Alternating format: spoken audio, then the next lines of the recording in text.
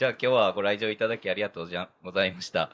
ですね、まず、今日は、インドネシアのバンドゥンより、ディアン・アロンミンティアスさん、研究者兼キュレーター兼、インデックスというアートスペースのプログラムディレクター兼、創業者です。で、まずはじめにですね、簡単に、山中スープレックスと、まあ、この場所とか、このトークの枠組みとかを説明したいと思います。で、ちょっとこのトークシリーズ自体は第6弾目なので、まあ、毎回山中スープレックスの説明をしているので、まあ、サクッといきたいと思いますが、山中スープレックスというのは、まあ、滋賀にある共同アトリエなんですね。で、そこは、アーティストとかキュレーターとか、大工とか写真家とかが、共同で使っているスタジオで、今12名が利用しています。で、その共同スタジオが2014年に始まりまして、で、まあ、2018年あたりからこういった形で外部で展覧会をしたり、イベントをしたり、ワークショップをしたりっていうのをやってきたんですね。で、昨年の12月からですね、ここの峰ビル345階を、南栄株式会社さんの方から、まあ、使っていいよということで、自由に使わせていただくことになりまして、その中で山中スープレックスの別途峰として、まあ、展覧会であるとか、こういうトークシリーズであるとか、そういったものを1年間にわたって企画する中の一つになります。で、このトークの枠組みがですね、周縁における協働性と生態系について共有するトークシリーズということで、かなり長いんですけれども、まあ、我々、山中スープレックスも滋賀で、共同アトリエをやっていると。で、それで、まあ、少なくとも、関西において、まあ、マーケットの大きさとか、小ささとか、あるいは、行政とか国からの文化予算の少なさとか、まあ、そういった、芸術実践をする上で、まあ、先ほど良くない環境下で、まあ、いかに、こう、芸術活動を続けていくのかっていう問題意識の中で、このトークシリーズを企画しています。はい。でですね、まあ、とあるリサーチプロジェクトを山中でやっていてですね、で、鳥取で、まあ、とあるレジデンス事業者が集まった、まあ、カンファレンスというか、まあ、半オープン、半クローズドの、そういうミーティングがあったんですね。で、そこに山中のメンバーに行った時に、彼女に会いまして、で、現在彼女は、国際交流基金と石橋ファンデーションから助成を受けて、日本国内のレジデンスについて、リサーチされている最中だったんですね。で、その時に、まあ、バンドゥンっていうところから来ているということと、まあ、かつてこのトークシリーズのボリューム3で、広田みどりさんというインドネシア美術史を研究されている方をお呼びしていたので、まあ、その文脈も踏まえて、まあ、バンドゥン、まあ、彼女が説明したのは主にジャカルタとジョグジャカルタと、まあ、インドネシアの美術史全体みたいなところだったんですけども、まあ、今回はバンドゥンっていうところで、まあ、どういったアートシーンがあるのか。で、実際そこでインデックスっていう、まあ、アートイニシアチブをやられている、まあ、その実践の仕方とか背景とか、まあ、どういう形で運営しているのかとか、まあ、そういうのを、知りたいと思ったんですね。で、なので、まあ、今回、プレゼンテーションのトーカーとしてお呼びして、大体、まあ、120分を予定してるんですけども、まあ、それぐらいの時間をめどに、お話ししていただいて、まあ、どういった状況がバンドにあるのかっていうのを知れたらなと思います。はい。じゃあ、ディアンさん、よろしくお願いします。Thank you, Susumi-san. So, thank you so much, everyone, for coming this evening. My name is Dian, as Susumi-san has mentioned. I would actually like to thank Yamanaka Suplex team for inviting me. This is like, oh, like for me, it's an honor also to present this kind of like overthinking plan that I did.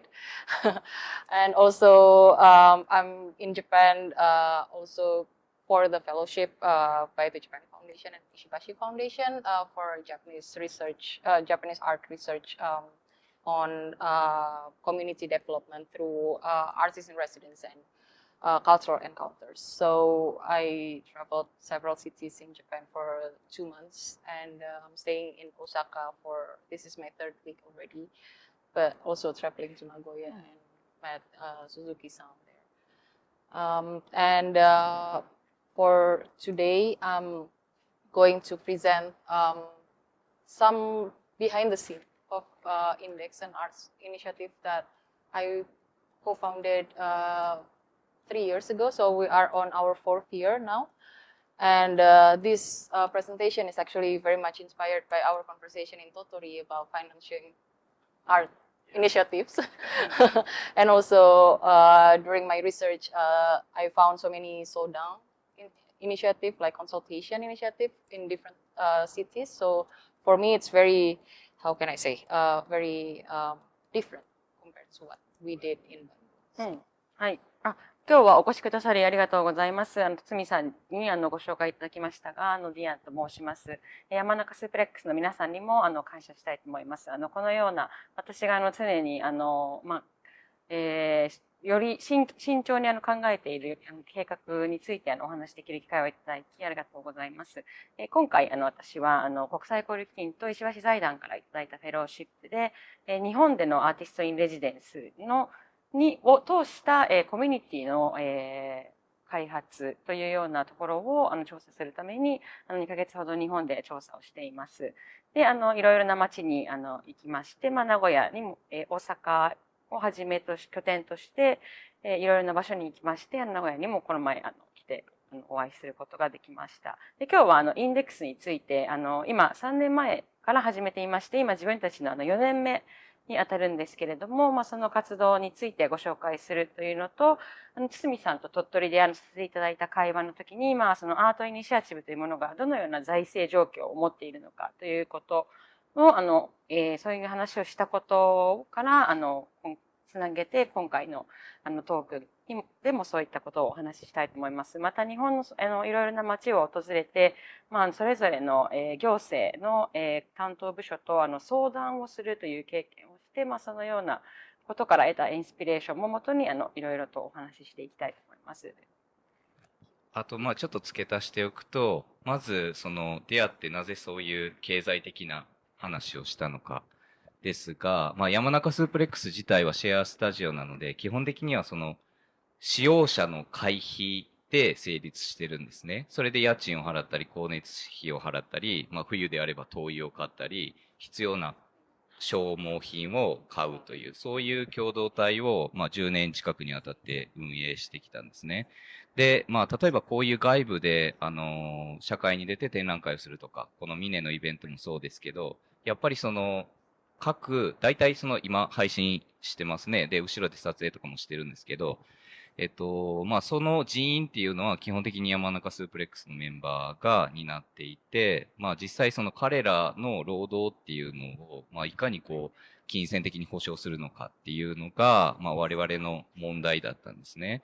で、まだ会費システムがあるので、山中スープレックスは成立しているんですけども、もし、例えばこういうスペースが、南英株式会社さんみたいなものがなくなったときに、いかに自ら我々の共同体とか人間としての生命を維持できるのかっていう問題意識がずっとあって、その時に、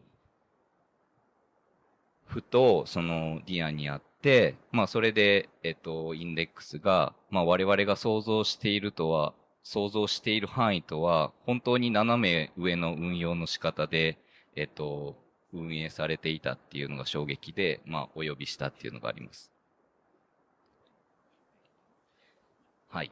で、あともう一つ、相談っていうことなんですけど、ディアンさんが日本に来た時に、例えば京都市には各校っていう相談窓口があったり、で、大阪には何相談っていうのがあったりするんですね。で、ディアンによると福岡、別府、Yeah.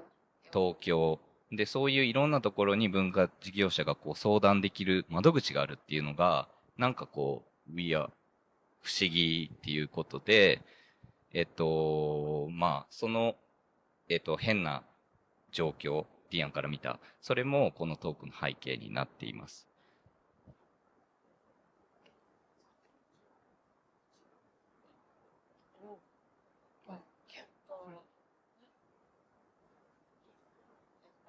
大丈夫。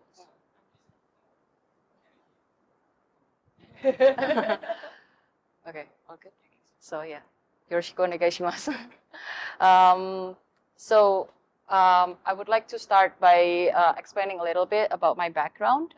So I started 10 years ago in a university festival called Pasar Seni ITB. ITB is the name of the university.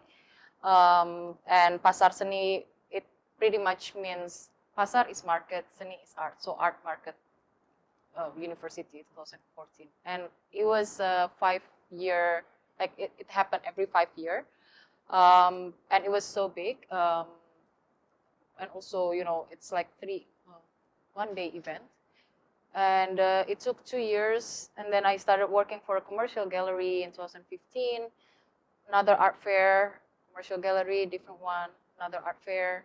And these are my realistic job where I earn money. And then I have idealistic job where I actually exercise my own practice. Wangrilia is an artist-run space. It was initiated in 2011, but they closed 2018. So I worked for almost like 4 years. And I worked several mediation projects with school kids and like family programs, like art mediation projects. And in 2019, I was interning for Koganicho Bazaar, and after that, Corona happened and Indeks started. So these are the things that made me the person I am today. で、まず私のバックグラウンドからご紹介したいと思いますが、私はこのパサールセニという大学のアートマーケットの、仕事から自分のキャリアを始めました。それが2014年に5年とあるその、アートフェスティバルのために、2013年、14年と準備をしていたのが自分のキャリアのスタートです。その後2015年には商業学校で働いています。で、2016年にアートフェアで働き、2017年、18年また別の画廊で働いていて、2019年にもまたアートフェアで働いていました。このような形で上段にあるのが、お金を稼ぐためにしていた仕事ということで、下段にある方がより自分のやりたいことを実現するために関わっていたプロジェクトになります。この2015年から18年の4年間働いていたルアン・ゲリリアはアートイニシアチブで、2011年から2018年まで活動していたものなんですが、関わっていたのはこの後半の4年間。この他いくつか、中間支援のプロジェクトで子どもたちへのアートの教育とかそういったことに関わっていますし、2019年にはマネージョーバザールにも、滞在していました。そして2020年コロナが来た頃からこのインデックスという現在のプロジェクトが出てきます。So before I start, I would like to give some kind of disclaimer that this presentation is very subjective based on my observation, and I try to protect several data and because of confidentiality issues. And the microphone not good. And also some of the things that I presented today may not be applicable in Japan. ではプレゼンテーションの前にちょっとお伝えしたいんですが、いくつか個人情報なども含まれていますので、情報は限りなく伏せさせていただいています。でまた機密的なこともありますので、それらのことについても事前にご了承いただければと思います。また、すべて自分の主観に基づくことでもあります。でまた、日本ではそのようなことが適用されない場合もあるかもしれないんですが、そのようなことを事前にお伝えして今日のプレゼンテーションを始めたいと思います。あとすいません。言い忘れていたんですけど、今回、オンライン配信をしています。で、プラス、この記録はしばらく YouTube に残ることがありますので、ご了承ください。It will be on YouTube for a while. Okay.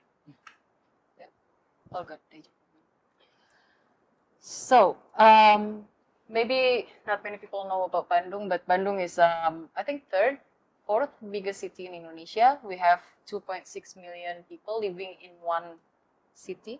Like, it's actually about the same size as Osaka city size. Osaka city is 2.7? Yeah, something like that, yeah. So it's very similar in terms of the population. And in one city, we have 5 art schools. ITB is where I graduated. It's a public university. UP is a pedagogical school. So most of the students, they graduated as a art teacher. ISB is more traditional, and they also have a good program for the cinematography production, like film production, TV production.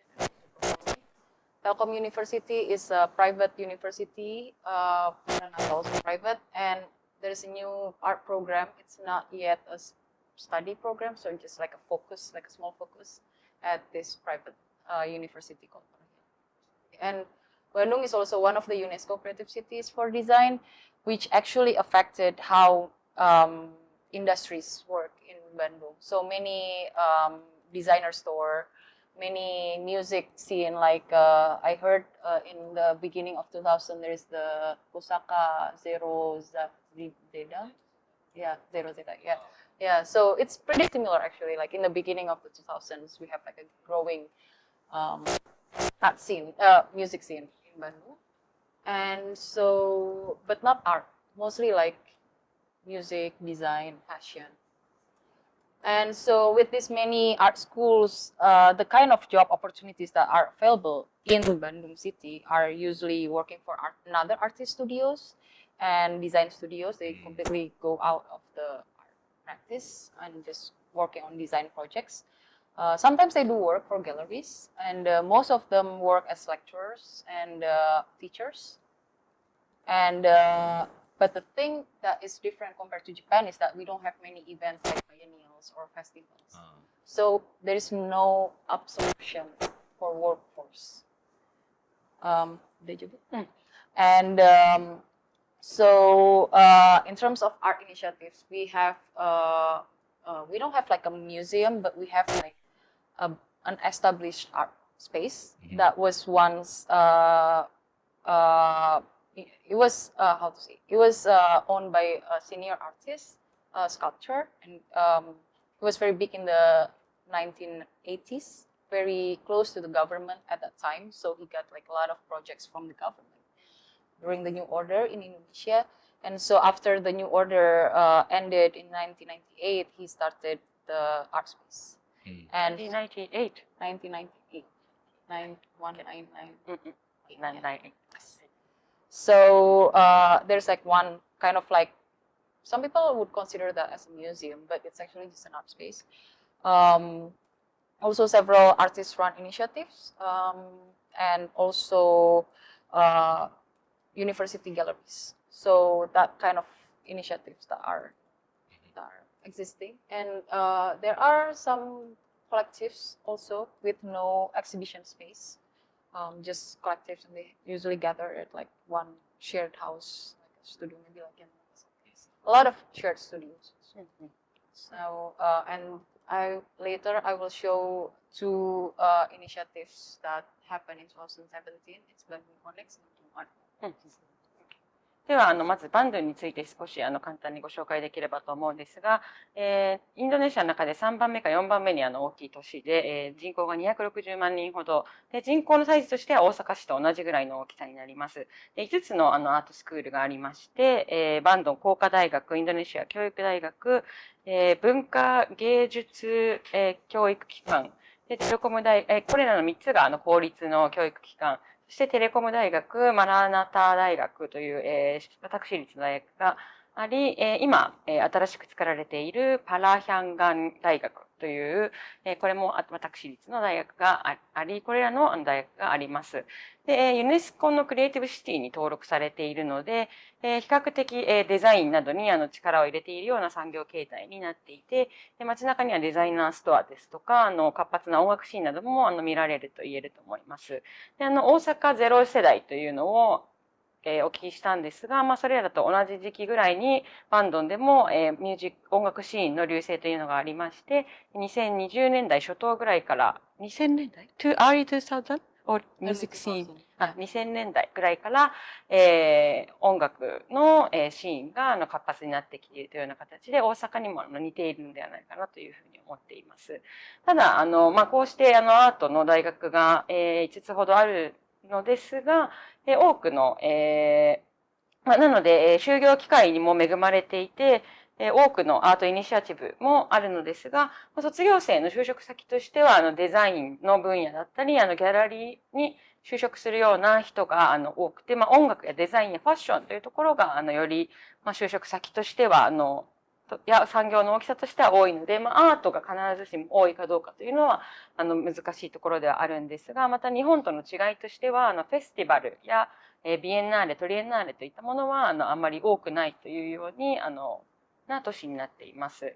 で、これから、いくつかのアーティストイニシアチブについてご紹介したいと思いますが、その、先駆者としては、1980年代に、政府の支援をもらっていた彫刻家が始めたような活動というのが最初に挙げられるんですが、インドネシアのアートシーンの隆盛の大きなきっかけとして、1998年のスハルト政権の崩壊というものがありまして、それ以降、多くのアーティストランイニシアチブというものが始まったという背景があります。で、バンドンにはそうしたアーティストがやっているスペースのほか、大学ギャラリーや、美術館と呼べるような場所、そして、共同スタジオというものもあります。で、これからその中の事例、バンドンコネックス、BDG コネックスとバンドンアートマップについて少しご紹介したいと思います。So this is a screenshot of Bandung Connect's Instagram account. So basically, they started in 2017 as they gathered like different kind of information of art events in the city, and then they have the Bandung Art Month that runs like for 1 month in the middle of the year usually, and you can access like their website, and also Instagram is mostly like most updated.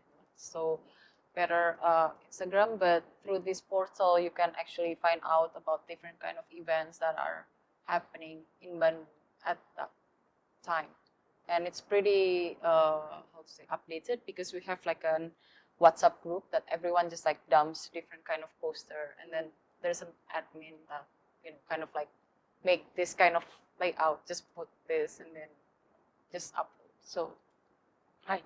こちらが、バンドン、コネクスというメディアのご紹介なんですが、ウェブサイトとインスタグラムで運用していて、バンドンで起きるアートイベントの情報っていうのを2017年から継続して紹介している、集約している、サイトになります。でよりインスタグラムの方が活発で最新の情報が提供されているんですが、WhatsApp グループでいろいろな人たちがその時起きている情報を交換して、それらがこのように投稿されて今何が起きているかっていうのが見られるようになっています。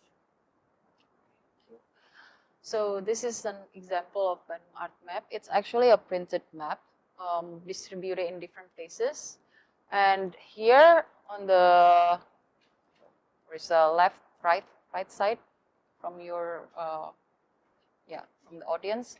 So this one is the map where most of the art spaces are located. It's not the actual Bandung city size, but like it's smaller, like focusing on where the art scene in Bandung are taking place. So this is the city center is here. There's like a dotted line. This is the railways, and this is city center here. And the art space that I said was started in 1998 was here, and there like go up to the north one. This one. Mm. Yeah. So north is mountain, and also where most of the artists live and activities mostly in the northern part. And so southern part are mostly actually just like industries and residential areas. This area also, we have an airport, but after Corona, I don't think they're operating or something like that. But it's only local. Before there is like a direct flight to Malaysia, to Singapore, okay. to Thailand also, I think. Yeah, and so most of the spaces are here, and the university ITB is here. 駅はどこにあるんですか？ Where's station? Station Eki is この点線が線路と言っていたの線路でしょ？この辺にが駅。で、他の大学はどこにあるんですか？ Other universities. So ITB is here. UPI is here. Telkom University is here. So yeah. Here is Telkom University. Right. And East B, somewhere here. And then Maranatha is here somewhere. And Parahyangan is somewhere. この地図で見た感じ、かなりその5つの大学っていうのが密集しているような印象なんですけど。5 universities are in a very scattered. Or more concentrated. 広がってるらしいですよ。It's which exactly like でもこの地図が完全なスケールじゃないって言ってたんですけど。あ、そういうことか。What is your observation? Scattered. Because this 結構知ってるらしいです。これどういうスケール here? What is the scale? Scale. Basically, if you drive from here, from Telkom University to UPI, it takes 3 hours by car. 3時間。めっちゃでかい。なんかこれ見たときに、なんかこう、京都スケールをこう想像してしまって、マジ京都やんと思ったんですけど。Not 京都スケール。No, 3時間。これじゃあ、ほぼ。Traffic is bad.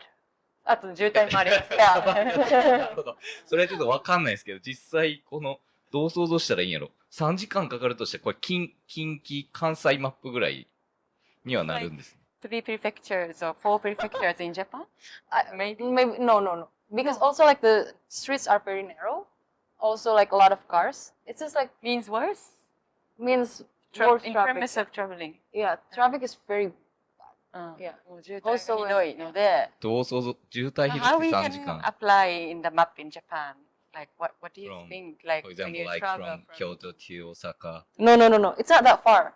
It's そんなに遠くない？え 3 hours driving is 3 hours driving because of the traffic. あ Only because 渋滞の3時間だから。But the distance is maybe like 20 kilometers or 25. 本当？20キロ？ 20そんなことない。 Because this area, like here, is like touristic areas where, especially in the weekends, no one living in Bandung will travel in this area.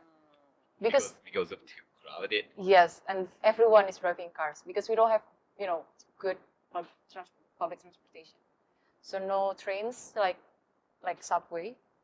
So like this, like first art space Salazar scenario, how long does it take from the city center? for example, from Indeks space in the city center, by public transportation, 1.5 hours. 1時間半。だからその街中のインデックスから今一番 Here, 右上にあるスラサールスナリオっていうのが、98年に作られた最初の、バンドンで最初のアートスペース、サハルト政権崩壊後に作られたスペースは1時間半。でも、パブリックトランスポーテーションってバスでしょ。yes, If you drive, マイクロバスも car 1 hour. 車だと1時間ぐらい。だからまあ結構やっぱり大きいですよね。Also, it's not flat. It's like this is the lowest part. で、北側が山で、なるほど。Yeah, but by 地図はやっぱ京都よりは全然大きい。京都よりやや大きめを想像したらいいのかな。A little bit bigger than Kyoto scale, maybe this map. maybe. But not a walkable city, so you can. OK。歩けない。We usually get Uber. online.バイクとか。タクシーアプリです。Yes. Or everyone has their own vehicles み usually. んな That's why. 何か乗っているので、なのでまあ渋滞が起きるっていう形なんですが。Not a good city planning. But anyway, in this map, which was published in 2000 and you don't have to translate earlier. 何か訳されて、2017年に出版されたアートマップです。で、今ちょっと話しながら説明をしてしまった部分もありますが、先ほどの地図、Can you go back to the map again? 先ほどの地図ですと、この真ん中の破線が線路になっていまして、真ん中、まさに真ん中あたりが中心部で、北側がよりアート的なエリアで、南側が産業や居住エリアという形でバンドンの街が出来上がっています。で、北側に山があって、この98年にできた最初のスペーススラサルスナリオは、この右上のあたりですね。それが山の方のエリアになります。ここが先ほどお伝えした通り、運転すると中心部から1時間ぐらいで、公共交通機関だと1時間半ぐらいかかるという感じのスケールのものになっています。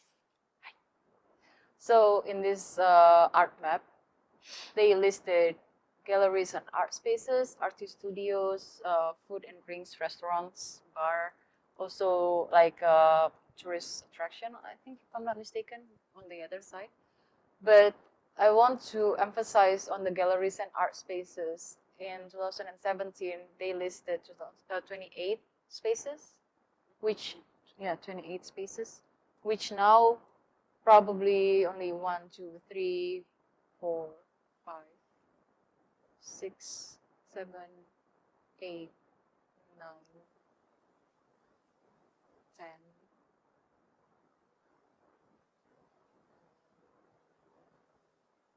11 maybe Getty Institute, but 11. But like for example, Galeri Sumarja is a university gallery. They only open for like university related. And for example, Lawang Wang is a commercial gallery. Selasar Sunario is the space that I said. Omnium and Omnispace, they're actually Omnium is a record store. And they're very involved in the music scene since the 1990s. So they have their own crowd, like for the music. But Omnispace as an exhibition space, I'm not sure if they still run. They have some projects, but online. So like as a physical space, I don't really remember, but maybe I can check later on. But this is in 2017. で、これが2017年に印刷されたもので、no printed map since 2017. No, yeah, it only also a digital one also. で、印刷されたものもデジタルのものも2017年にこうして作られて以降は新しいものは作られていないんですが、2017年時点では28箇所、この最初のこのギャラリーとアートスペースのところに名前が載っているんですが、今現在は11箇所ほどに減っていると思います。で、このマップ自体はレストランや、観光地の情報も少し載ってはいるんですが、この例えばアートスペースギャラリーの中の、大学ギャラリーなどは大学の関連のものだけをやっていたりするというような形でも限られたものにはなっています。で、例えば他に今、見た中でいきますと、先ほど、お伝えした最初のスペース、北の山の方にあるスラサルスナリオが一番最初の01番にあって、この07番のオムニウムなどはレコードショップと併設されていて、アートスペースを今やっているかどうか最新の状況はわからないんですが、時々展示の企画などもやったり、オンラインでイベントをやったりとしていました。I visited Omnium. Oh, you visited. Wow. I'm bought CDs. Wow, good. Yeah. Thank you. But yeah, and so this map is originally planned to be published every year. And also why they include art studios is because Bandung has a lot of tourists, local ones. So they want to distribute these printed maps scholarships on like different kind of like distribution points. And so art, like people who are interested in art, they can take one and then reach out to the artists here, and maybe they can do like studio visit by themselves or visit the spaces. But then the problem is that not every artist are always available. Not every spaces are always contactable. So in a way, it's like a system failure for me, I think. Yeah. But yeah. 2017年にこうして印刷されたマップなんですが、当初は毎年出すことを計画していたんですが、なかなかうまくいかなかったという事情があります。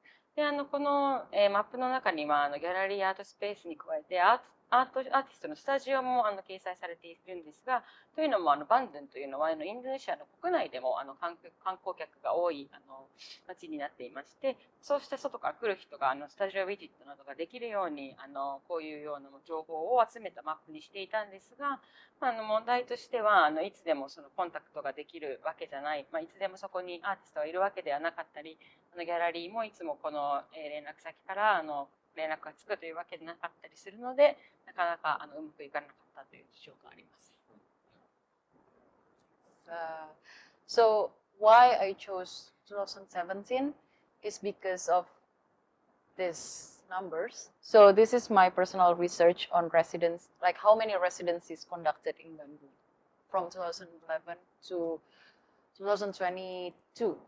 So these are the numbers of the also names of the programs and names of the artists. And from this graphic, for me, there is like a curve, like it goes here, and then it goes down, and then it goes like very high number, and then it goes down again. So what happened is that before 2011, there are something called painting boom, which basically a lot of collectors, they started investing Indonesian paintings as opposed to Chinese painting, because Chinese painting at that time, it was very expensive and it made a very good money on the auction. So because of, the Chinese painting are expensive, they started to see like other regions in Asia, and Indonesia was one of them. And so, like, for example, 2006 to 2008, there were like so many collectors came to the university to buy like final exhibition works. And the artists from that generation got a lot of money. So after that, after the boom crashes, they started different kind of artists around space, usually from 2009 or 2011.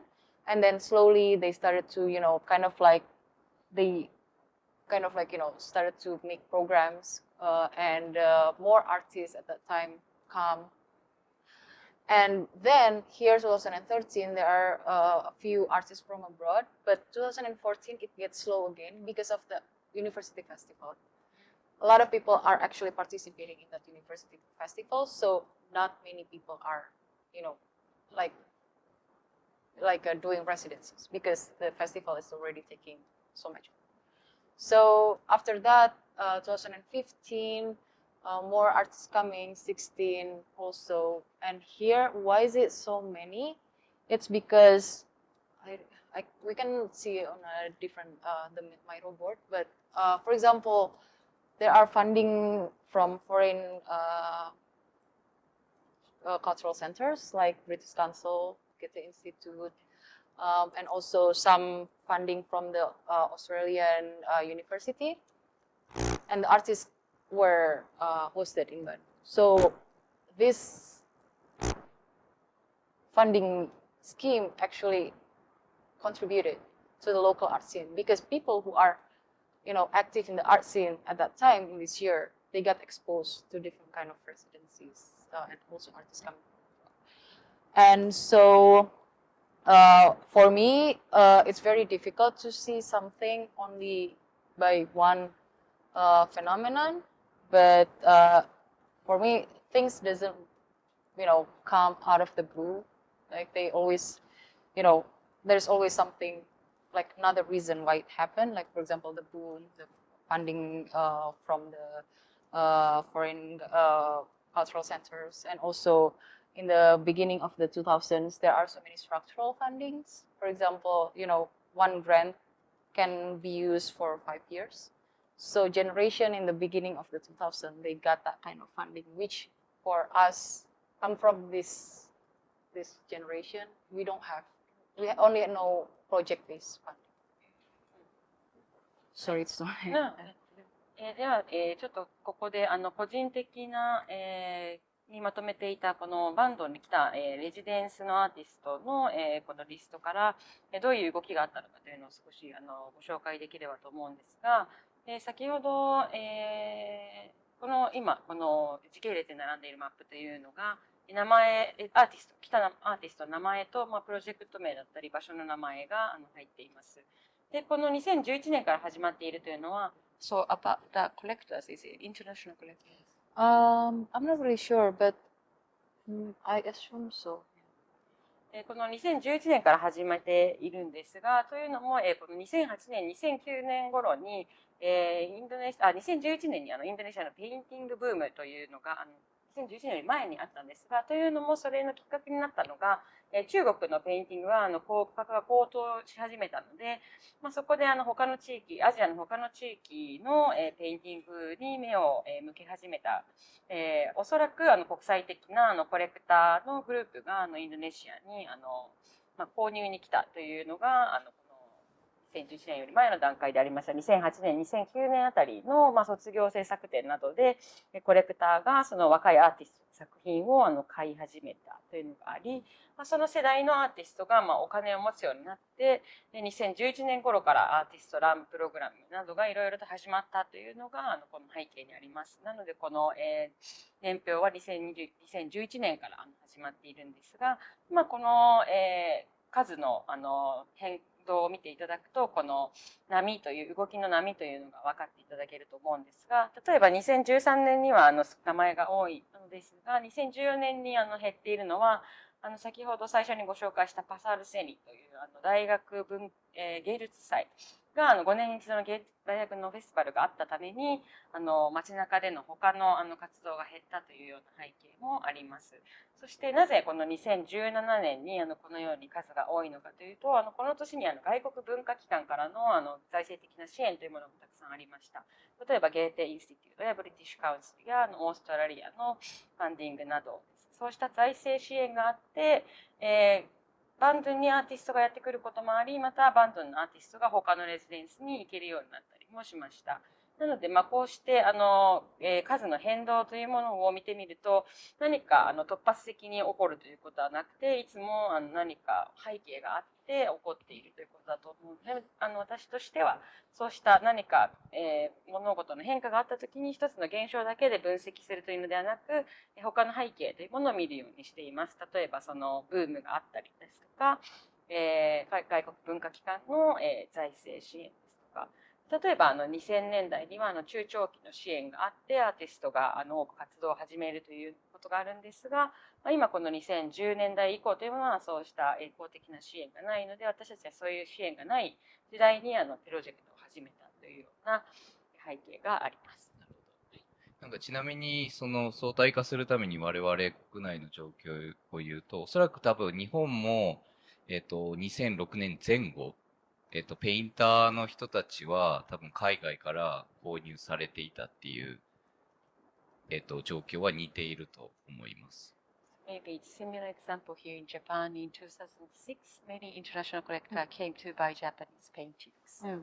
でも多分おそらく2006年あたりにリーマンショックが起こって、でそれで結構その購買意欲というか、そのあんまり買われなくなったっていうのは聞いてるんですね。But after Lehman shock, like less acquisition from the collector. でもその少なくともバンドゥンの状況はその2006年以後に結構購入者が増えている。See the case in Bandung, it's after 2008. The painting boom was 2006 to 2008. その辺は似てるっていう似てると思ったのと、なんかこのマップ自体たまたまだと思うんですけど、2011年から始まってるじゃないですか。Started in 2011.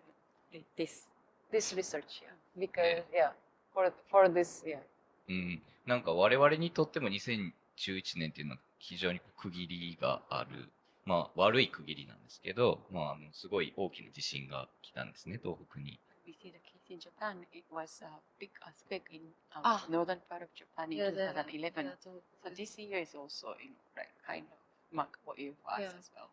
なので、まあなんかその辺がちょっとたまたまの一致だったんですが、なんか我々も多分そういう文化的な変化とかブームとか考えるときに結構地震単位で見ていくと、まあ結構辻褄が合っているっていうのがあって、まあ2011年の前は、まあ、95年阪神淡路大震災っていうのがあって、まあそこから NPO っていうのが多分整えられたんですね。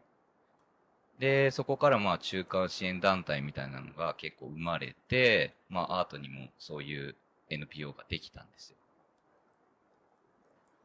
No, that is when we analyze the situation in Japan. It's like, he thinks it's kind of we can say we can divide based on the year of the earthquake because it happened. So for example, in 1995, it was big earthquake in Kansai, in Kobe, and Chojima area, and it was the beginning of NPO in Japan as well. So it's also they started to work in the field of arts and culture as well. So when we see that kind of change or dynamism of art and culture, we can also refer to the which year had the earthquake or natural disaster. で、まあ、ちょっと、まあ途中で止める感じなんですけど、まずその2017年のこの海外からまあ文化的資金が結構入ったっていう時のまあ考えられる原因と、まあそのバンドゥにそういう災害があるのかっていうのをこのタイミングでちょっと聞きたくて。2010バンドに災害があるのかは、in general 一般的にそうです。So two things he would like to ask is, what do you think the background or the reason of the foreign investment, foreign culture institute's support in 2017? And second is, do you also have natural disaster in Bandung? Not in Bandung, but for natural disaster. So Bandung is actually located in a fault, like earth crust. Like the mountains are like two earth crusts colliding. So in the next maybe 20 years, 30 years, there should be like a huge earthquake. その辺がやっぱ似てますよね。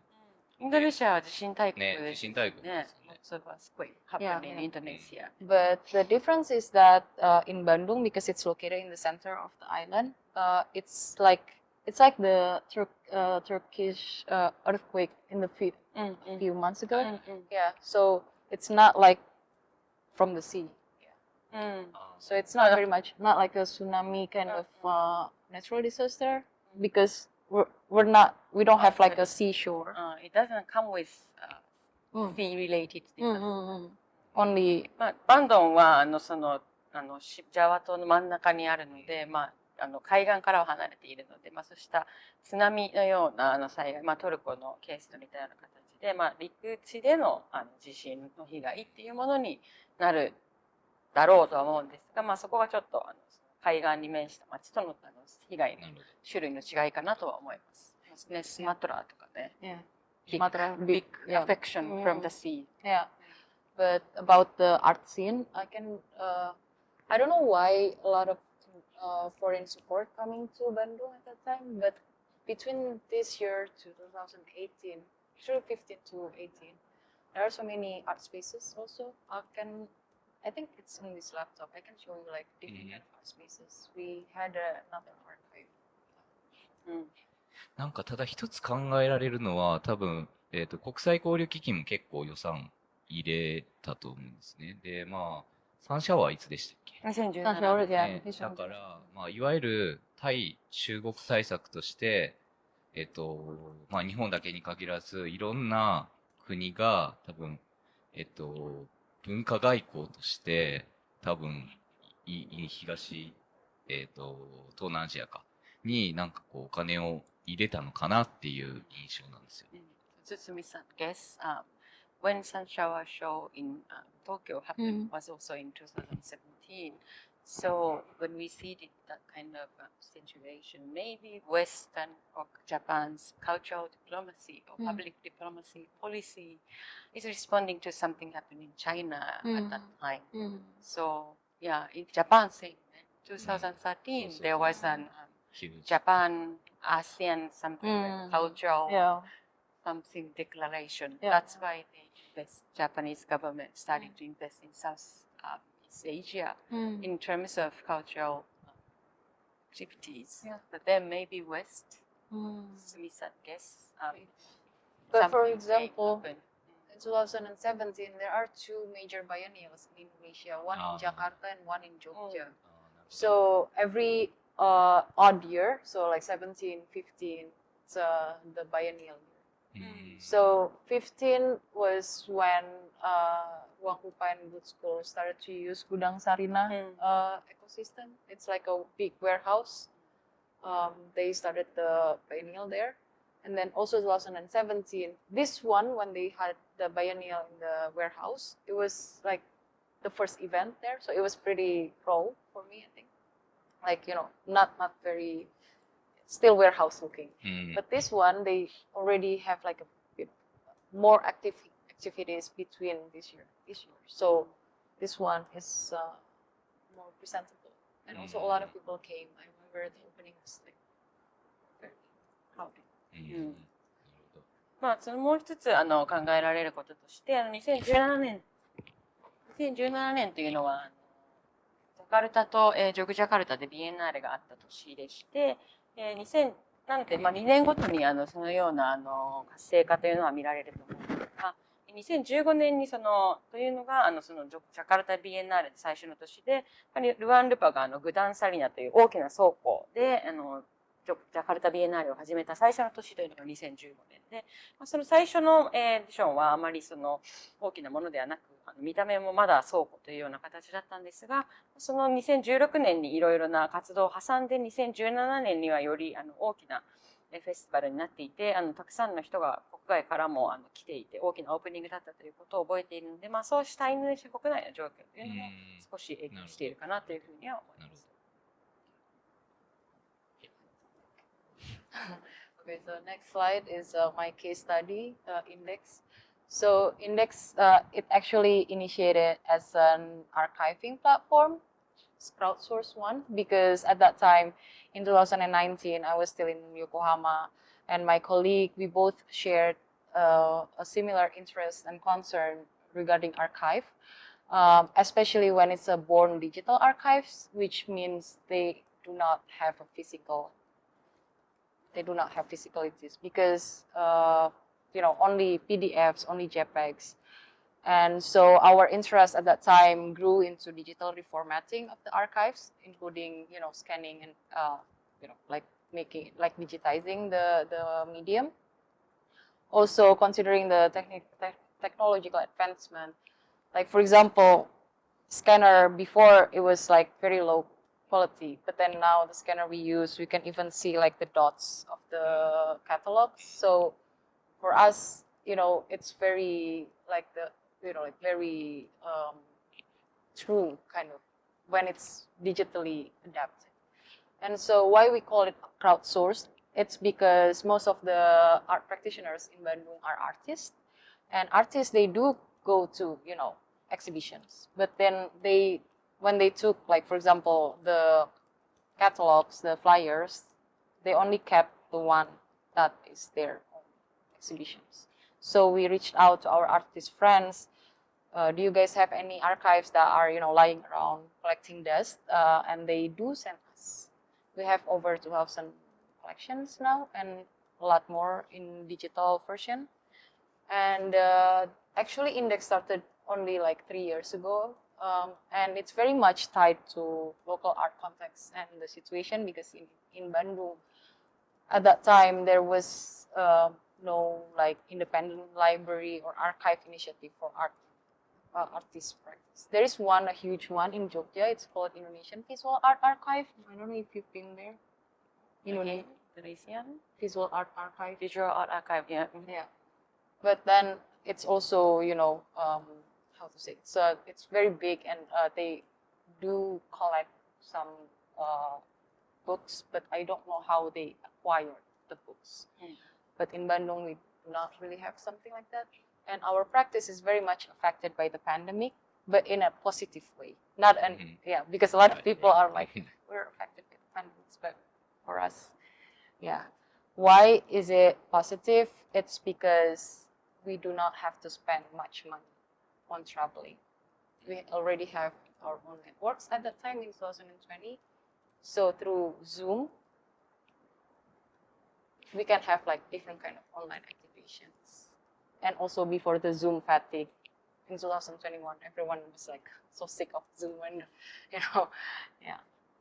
So, では今からはこのインデックスという私たちがやっている実践についてご紹介できればと思います。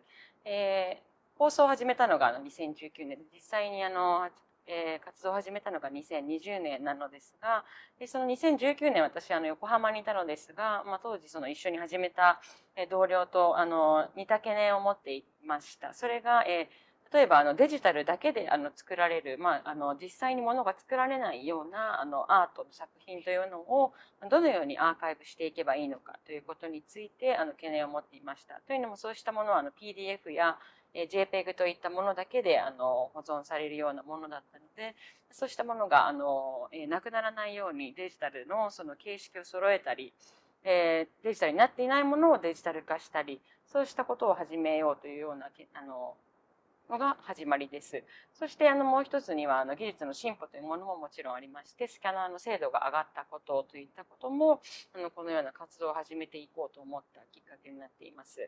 で自分たちの活動はそのクラウドソーシングで、そのアーカイブを実践しているんですが、クラウドソーシングという時に何を指すのかというと、バンドゥンではアートの実践者というのは主にアーティストになるんですが、そのアーティストが自分たちが展覧会をしたり展覧会に行ったりするときに自分のものだけしかキープしていないというところがあるので、そうしたものの寄付を受け付けたり、あとはそのアーティストの友達に彼らのフライヤーやカタログを寄付していたら寄付をしてもらうというようなことを始めて、今では2000ほどのアーカイブを持っています。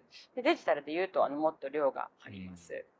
で主にはローカルのアートのそのバンドンでのローカルなアート文脈というものを中心に情報を収集しているんですが、そのバンドンにはその3年前に始めた頃にはインディペンデントなライブラリーですとか、そうしたアーカイブ活動をしているアートイニシアティブはなかったので、そうした背景もあり始めたんですが、例えばジョグジャカルタにはインドネシアンビジュアルアートアーカイブという施設があって、そこは本を中心に収集をしていると思うんですけれども、もう少しインディペンデントな形であらゆるものを集めていくような形で始めています。で2020年にパンデミックとともにこのような活動を始めたんですが、私たちポジティブな影響を受けたと言えると思います。というのもパンデミックが起きたことでZoom で今まで移動しないと会えなかったような人たちにも Zoom で会えるようになって情報収集をしたり情報交換をしたりするようになれたということです。で2021年には皆さんZoom に辟易としていてもう使いたくないというようなリアクションもあったと思うんですが、それよりも前でかつパンデミックのタイミングというので幸運にもいい影響を受けてこのようなアーカイブ活動を始めることができました。なるほど。So regarding that, for us, it's always a question about are we an alternative space or are we independent? Even though I just use the word independent, because alternative as opposed to what? Like what is the main, like the majority that you can call yourself as an alternative, or are you just like like it's just like diverse? So for us, it's very important to use certain terms. Like we're very careful on that part. And when we mention independent, it means that, for example, the independent library, it means that it's not affiliated to universities, for example, because there is like a university library. So instead of like affiliated with an institution, then independent means like no institution is affiliated. But then when we think about our own practice, we got support from like Goethe Institute, Japan Foundation. It's not really financially independent, and it's like so much tied to their own agenda as well. So we cannot really say that we are an independent space. So we usually just call ourselves as like art initiatives. Not independent in terms of financially, you think. Yeah. Sometimes also like some funding from. ではこの次、そのインディペンデントという言葉に対してなんですが、私たちは常に自分たちの活動について疑問を持つようにしていまして、というのも我々はオルタナティブスペースなのか、そのインディペンデントというのは、何からのインディペンデントなのか、独立しているのかということを常に問うようにしています。というのもオルタナティブと呼ぶとき、何に対してのオルタナティブなのか、多数派というものは何を指しているのか、その多様性がある中でその自分たちをオルタナティブと位置づけるということには、言葉を使うときには慎重に考えるようにしています。例えばインディペンデントライブラリーというふうに先ほど申しましたが、例えばそれは大学の付属ではないとか、特定の機関に付属しているわけではないという意味でインディペンデントというふうに呼んでいます。ですが財政的な部分や資金的な部分を見ると、例えばゲーテインスティテュートや国際交流基金の助成金をもらって活動したりしているので、その財政的にそのインディペンデント独立しているというふうに必ずしも言えるわけではないというのは自覚を持っています。というのもそうしたところから助成金を受けて活動するというのは、そうした支援元の団体のアジェンダ、目標、目的、意図というものがあるということになるので、そうした意味では財政的、資金的にインディペンデントなのかというのはというふうに言えるかどうかはちょっと難しいかなといつも自覚を持って考えています。So this is where we are located. This is the gate to our street. It's how big? Maybe this street can fit 2 cars. But this street can fit 2 cars. Really? Yeah, but since there are like so many yatai, like a small street vendors, it doesn't fit. So only one by one. And so you go in here, and then this is the street. This area is actually a red.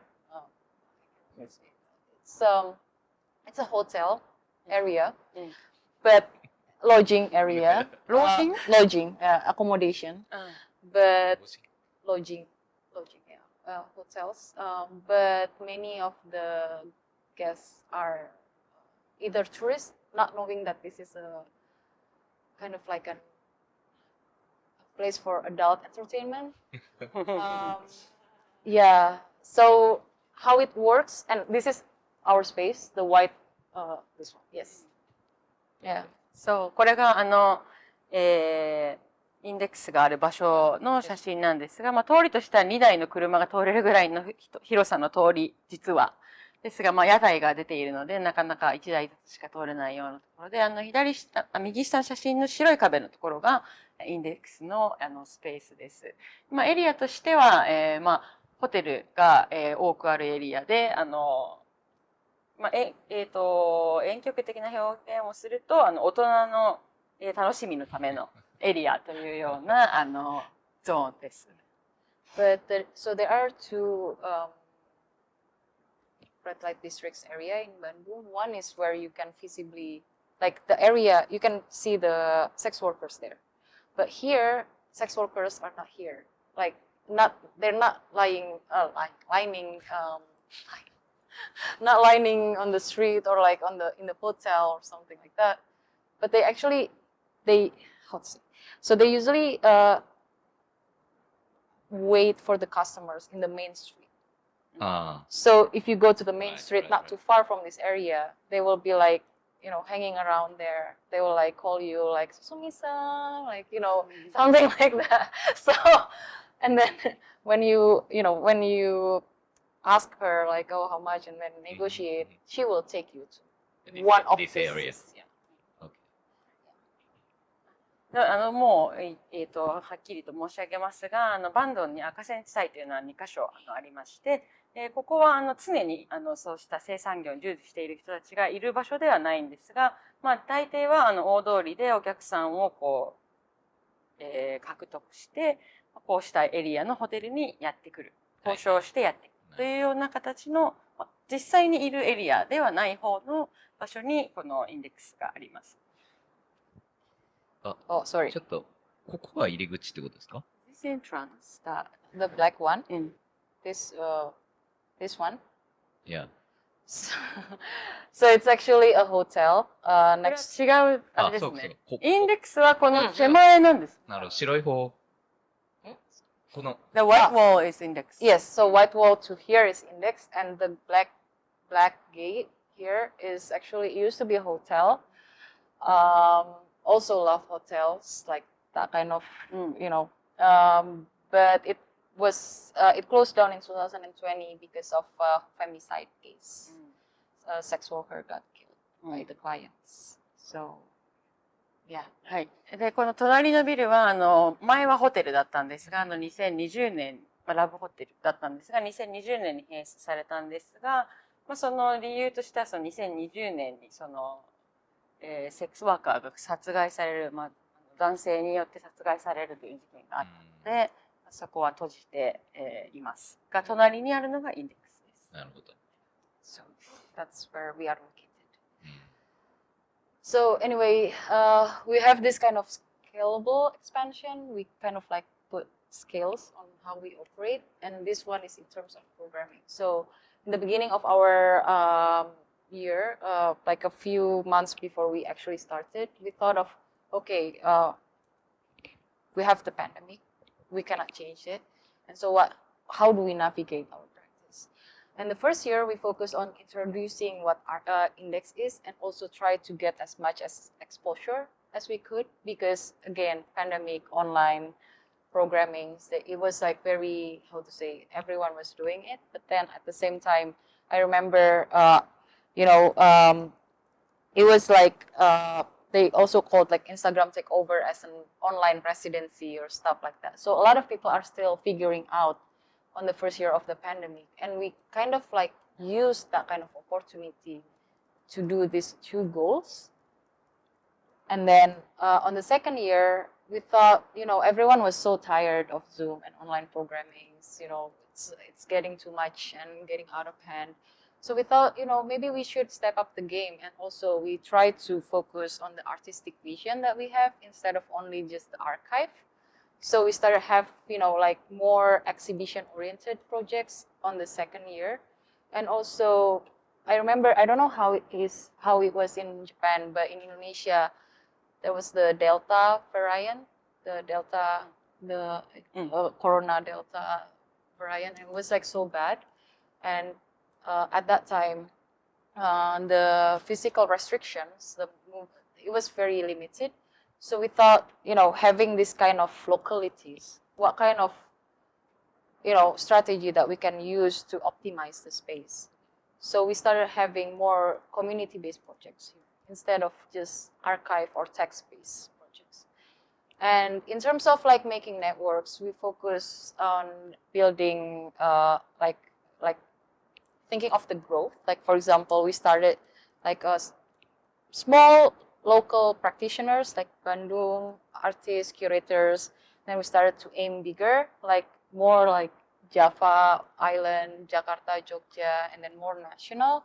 And then getting slightly bigger to regional, and then so we focus on the individuals, as in like artists, curators, researchers, collectives, and formal institutions like museums also. では、どのようなスケールで自分たちが活動しているのかというのをちょっとお話ししたいと思いますが、1年目というのは、まず、パンデミック中でもあったので、自分たちがどのように活動していくのがいいのかというのをまず、同僚たちと話し合い、自分たちの活動を紹介してより、できる限り露出をしていくというようなことを始めました。で、そのパンデミック1年目というのは皆さんやっていたんですが、オンラインレジデンスですとか、そうしたことをインスタグラム内でやったりですとか、皆さん模索をしているような感じだったと思うんですが、で2年目にはそうしたオンラインの活動にも疲れてきたような感じが見えてきたので、自分たちの活動も、アーカイブだけではなくて、実際にどのようなビジョンを持って、どのような芸術的なビジョンを持って活動していくのかということを示すために、展覧会ベースの活動ですとか、コミュニティベースのプロジェクトというものも始めていきました。それと同時にネットワークやアーカイビングも続けていたんですが、常にその成長というものをキーワードにして、こうした右側にあるような個人やコレクティブや公的なその芸術の機関、団体と一緒にそうしたところに働きかけるようにしています。そしてパンデミック2年目というものでオンラインにも疲れてきたという頃に自分たちのその実際に物理的に持っているスペースをどのように最適化していくのがいいのかということも考えて活動するようになりました。なので先ほど申し上げたようなコミュニティベースのプロジェクトなどもこの頃に実施をし始めました。So this is one of the example of our planning. This is first year, February 2020 to February 2021. So in this year, we use the term cooperation with Japan Foundation, and then inviting blah blah blah as collaborators. Ruang Dini is a space in Bandung. Capital Space is also an artisan space. Urbana is a gallery in Jakarta. Fully Funded Residencies is an FAO, what is it? Like an NPO in Berlin, and Paradise Air in Matsudo. So on the first year, we thought of, okay, let's have a, building the foundations of the space, of the initiative, through having more people know about us, our practice, about what we are focusing in, how we do our work.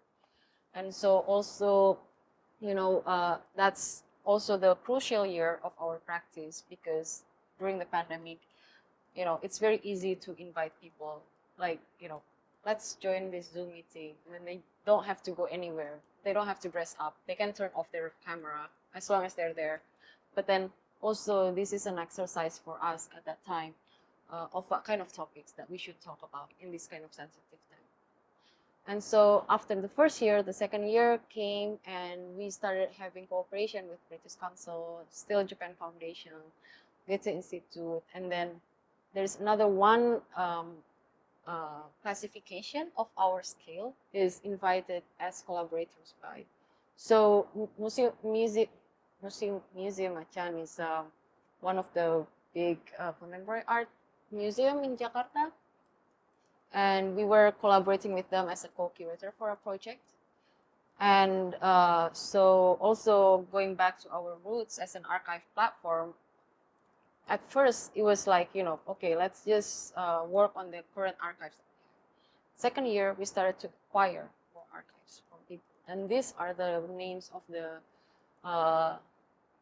donors to our archives, both the digital and physical ones. So in the second year, that's why we try to step up the game, and we try to okay, after first year, we have this many resources, this many capitals, social or physical, material capitals. And so we try to introduce what kind of crowdsourcing archiving through acquiring this. And the pink sticky notes are the programs that we have. So Inhabitants is my program about residency. Palapa is my colleague's project about film, like moving image and experimental films. Kanon is an archive-related talk, script also. Instinct Chatter is just like a casual talk. And Otus is the website brand. So we have different kind of programs. Sometimes we have a new one, sometimes we use the old one as well. ではこの1年目2年目のどのように自分たちの活動を計画してきたかということを少しご紹介できればと思うんですが、この図のラベリングしてあるところ、コーポレーション with というのはどのような機関と協力して行ったかということを示しています。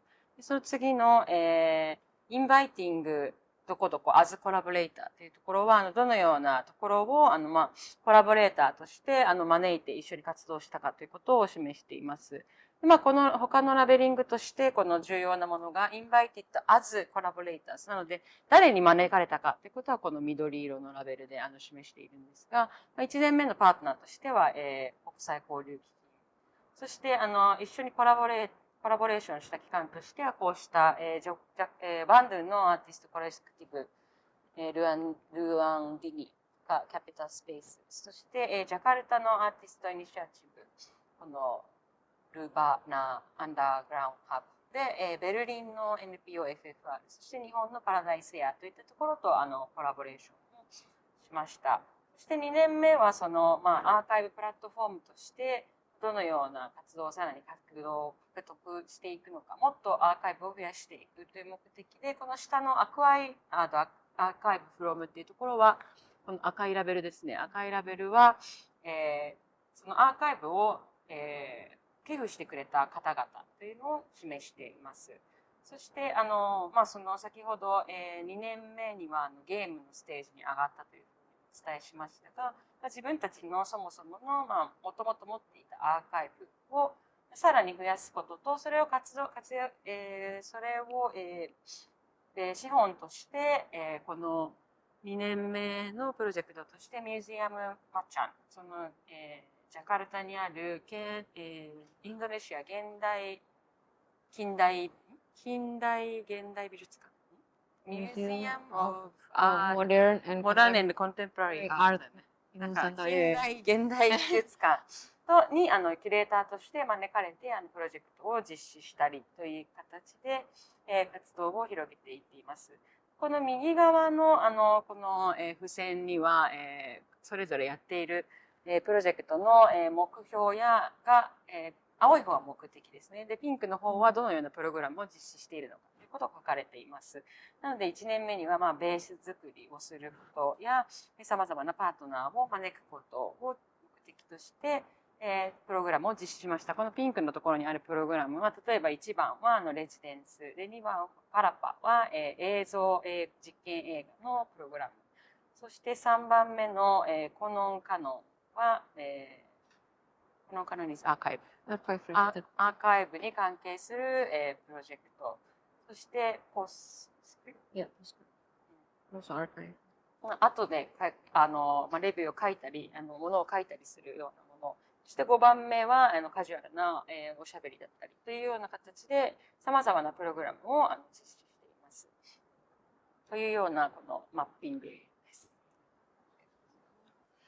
And so another scalable expansion is artist career, because we work with different kind of artists, and we always ask ourselves like what kind of contribution that an art initiative can present to the local art ecosystem, because we're a new one in Bandung 2020, and also considering how many artists graduated from the art schools, what would artists need actually?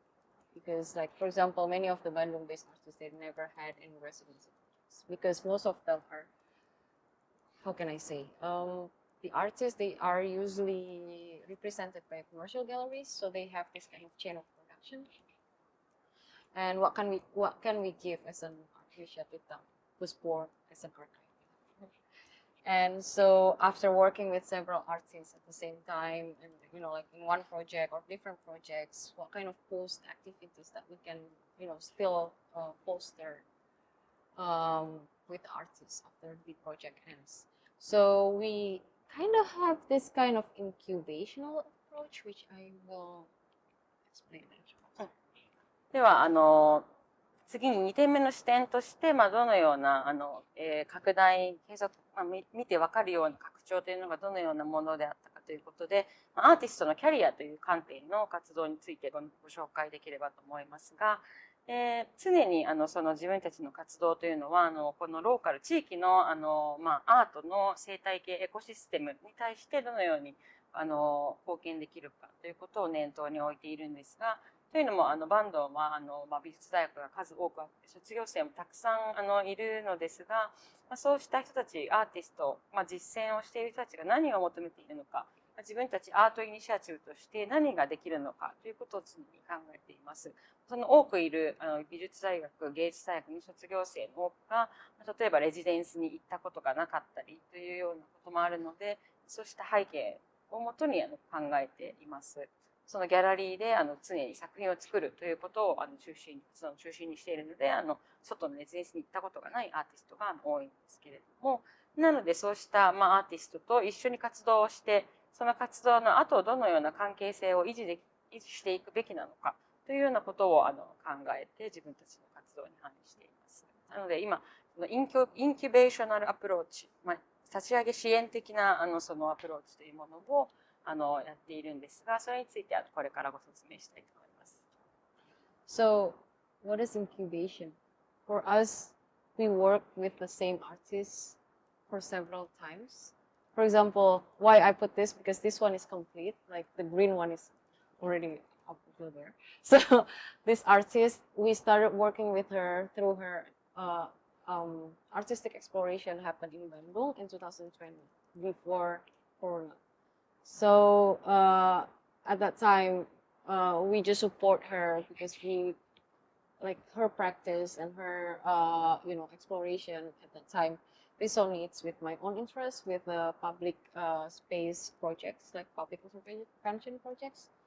And so here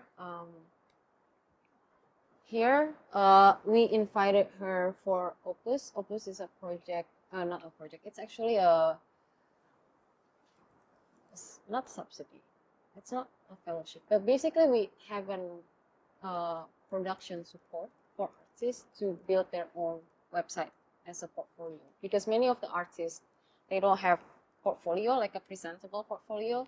So we fund the web building, the web developer, the maintenance for 2 years, and so then after that she can have like a nice looking, nicely designed website.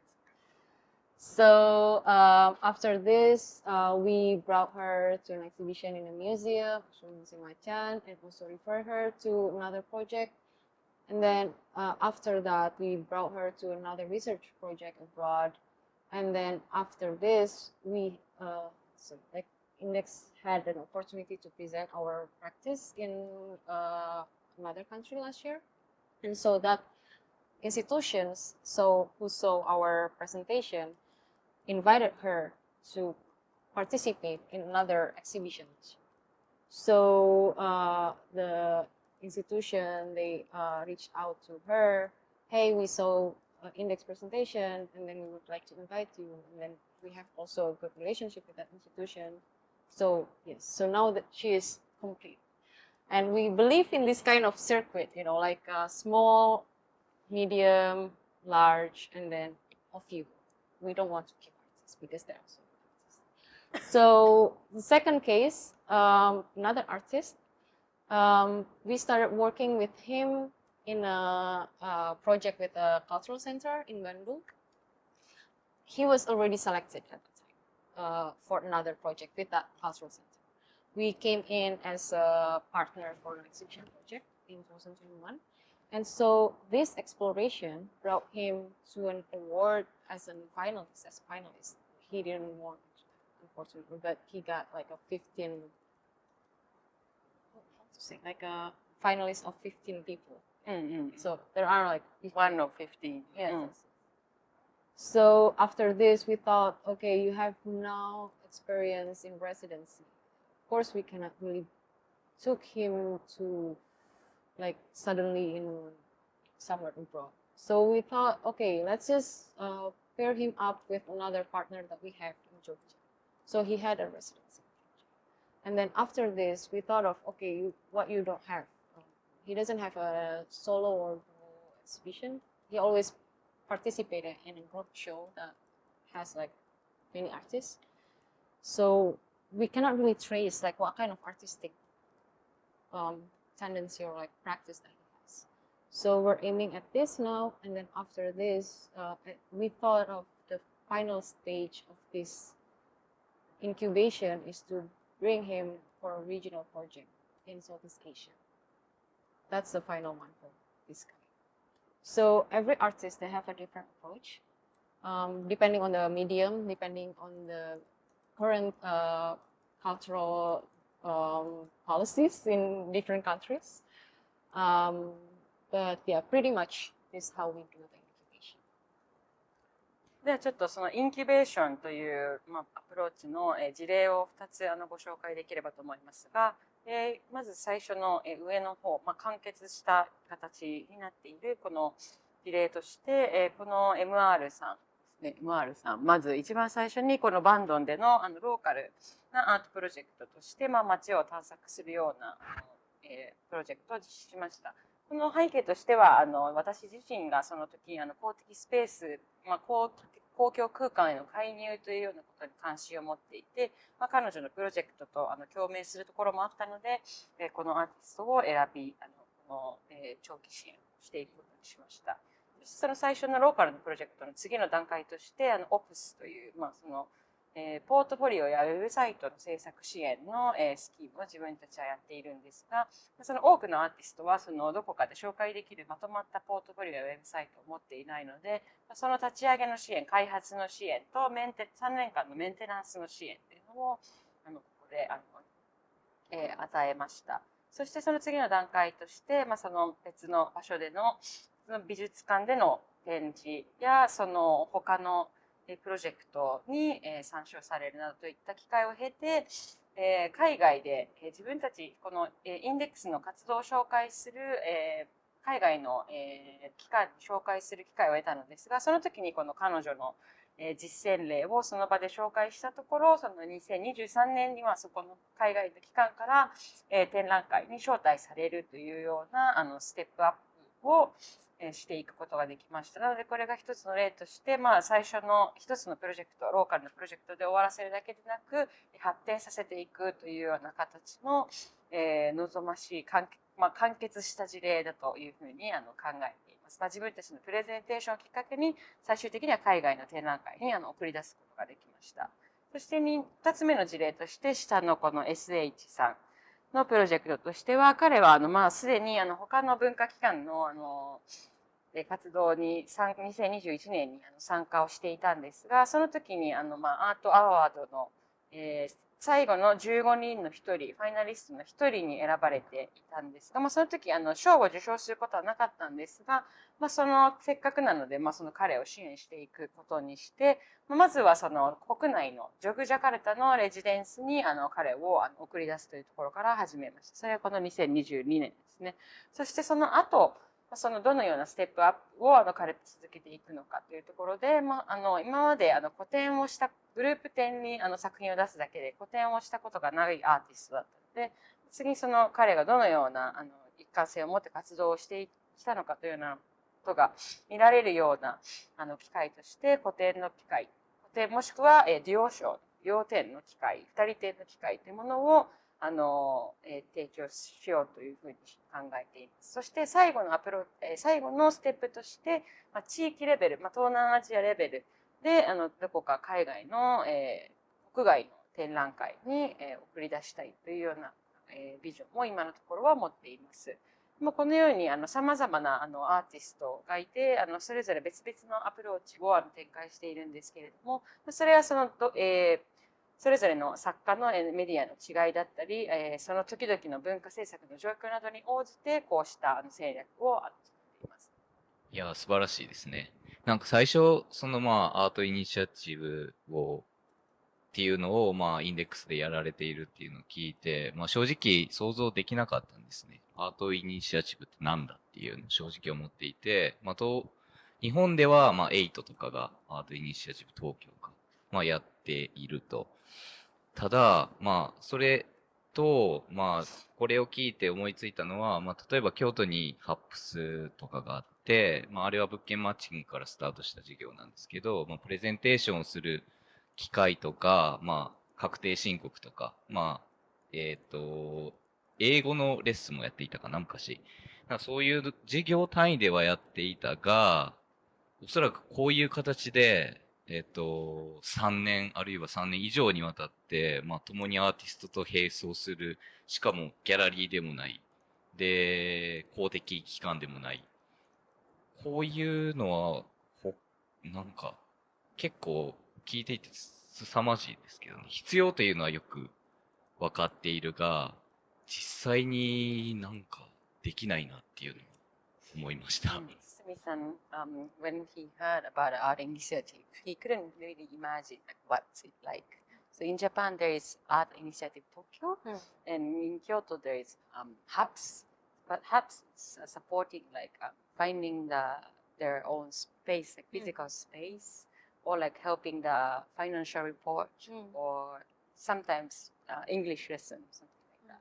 But it's kind of project basis. So after having heard a presentation about your practice, like working with artists more than like many years, like 2 years or 3 years, and you are not a public organization or nor commercial gallery, so it's necessary and he understands, but it's more than what we imagined. So, hi. Overwhelmed. Thank you very much. すごいと思います。単純にないと思いますね。少なくとも国内に。So cannot imagine like where else doing like that. Do you know? No, I don't know. Example. No. だってまず、っていうかまあ、普通にリスクがあるじゃないですか。まず、この一緒に寄り添っ You need て to take risk as well. 育たないっていうのもあっ But at て、 the end, you cannot see their success or their growth. でまあそういうリスクがあるとか、まあ一回やるとまあ他の多分アーティストとかも殺到するような気がするね。Or once you did for one artist, maybe other artists will run to ask for your support. 俺もやってくれみたい For me. No? No? No, actually, because I'm a very particular person, picky person. Yeah. I have a very, but I did have experience working with an artist after a few layers. She was not as what we expected, but then we thought, maybe it's just different ways of working. So we still, for us, what's important is not about our feelings or our needs, but more how Indeks as an initiative can do for the local ecosystem. Because, for example, if we, for example, in her case, we're able to bring her there, and then if this kind of success, I guess, can be repeated like 10 times, maybe it will bring a more sustainable change in Bandung. So we thought of let's just do it for fun and no hard feelings if you want to leave after this layer. まあその So much. 何年かやってきて期待した通りではなかったということも起きるとは思うんですが、まあその時は働き方が違うんだなというように考えるようにしていまして、自分たちにとって重要なことというのは、まあ自分たちのそうした感覚的なところ、感情的なところではなく、まあ、インデックスがどういうふうにその地域の、まあ、ローカルのアート的なエコシステムに貢献ができるかということを重視しているので、例えばこの上の彼女の例のように最終的に海外の展覧会に招かれるというように、まあ、ある種の成功と言えると思うんですが、そうしたケースが10個以上繰り返されれば、まあ、バンドンでもっと持続的なそのエコシステムというものを見ることができると思うので、自分たちがどう思うか、まあそういう何年か一緒にやって離れていくアーティストがいるというようなこともあるかもしれないのですが、そういうものはそういうものとして置いておいて、まあ、ローカルなエコシステムにどう貢献できるのかという視点を大事にしています。So next, we're talking about money. ではちょっと大事な。お金の話を。So I got so many questions. How do you run Indeks? I always answer. You mean like how many people working, or how do we divide our schedule, or do you mean like where we got our money? And how to say? So for us, we always prioritize which expenses that is very, very needed at that time, and also let's see, what kind of impact that these expenses can bring to us. Like, is it going to be, like make us I don't know, widely known in the world, or is it like, like a renovation, like it costs a lot, but then, maybe it's only for like 1 or 2 exhibitions and that's it. And also, which one can actually bring more benefits to people more? Like having like one reception party, like a big opening party, spend like 1 million yen, maybe not, that's too much. Maybe like 10,000 yen, but then at the same time, that money is, that can fit to another expenses. So which one can give more benefit? And also, we do apply for different kind of funding opportunities, especially when it's like a project-based residencies, publications, networking. And we keep this kind of, the title is Indeks Proposal Tracker. So it's like an Excel sheet on an app called Airtable. We kind of like share the same, the same sheet, same document. And from 2021 to 2022, by the end of 2022, we applied 32 different applications. We got accepted to 4, so it means like 1 per 8. So I don't know, like 12%, I guess. And we got denied from the 28 open books. And so this one is in progress, meaning that it's ongoing, and the one is applied means that we applied already and then funded and supported is like when we got. And there is also another one actually below. It's called aborted, which means we didn't have time to actually submit the application. So it's just aborted, mission aborted.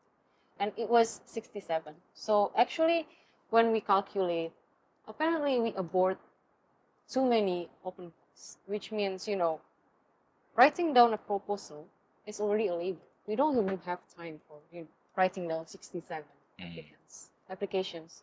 And also, some of the applications, they ask for like new ideas, new projects, not like a continuation project. And how do we value our intellectual, contribution in a proposal where there is no guarantee that you will get the proposal?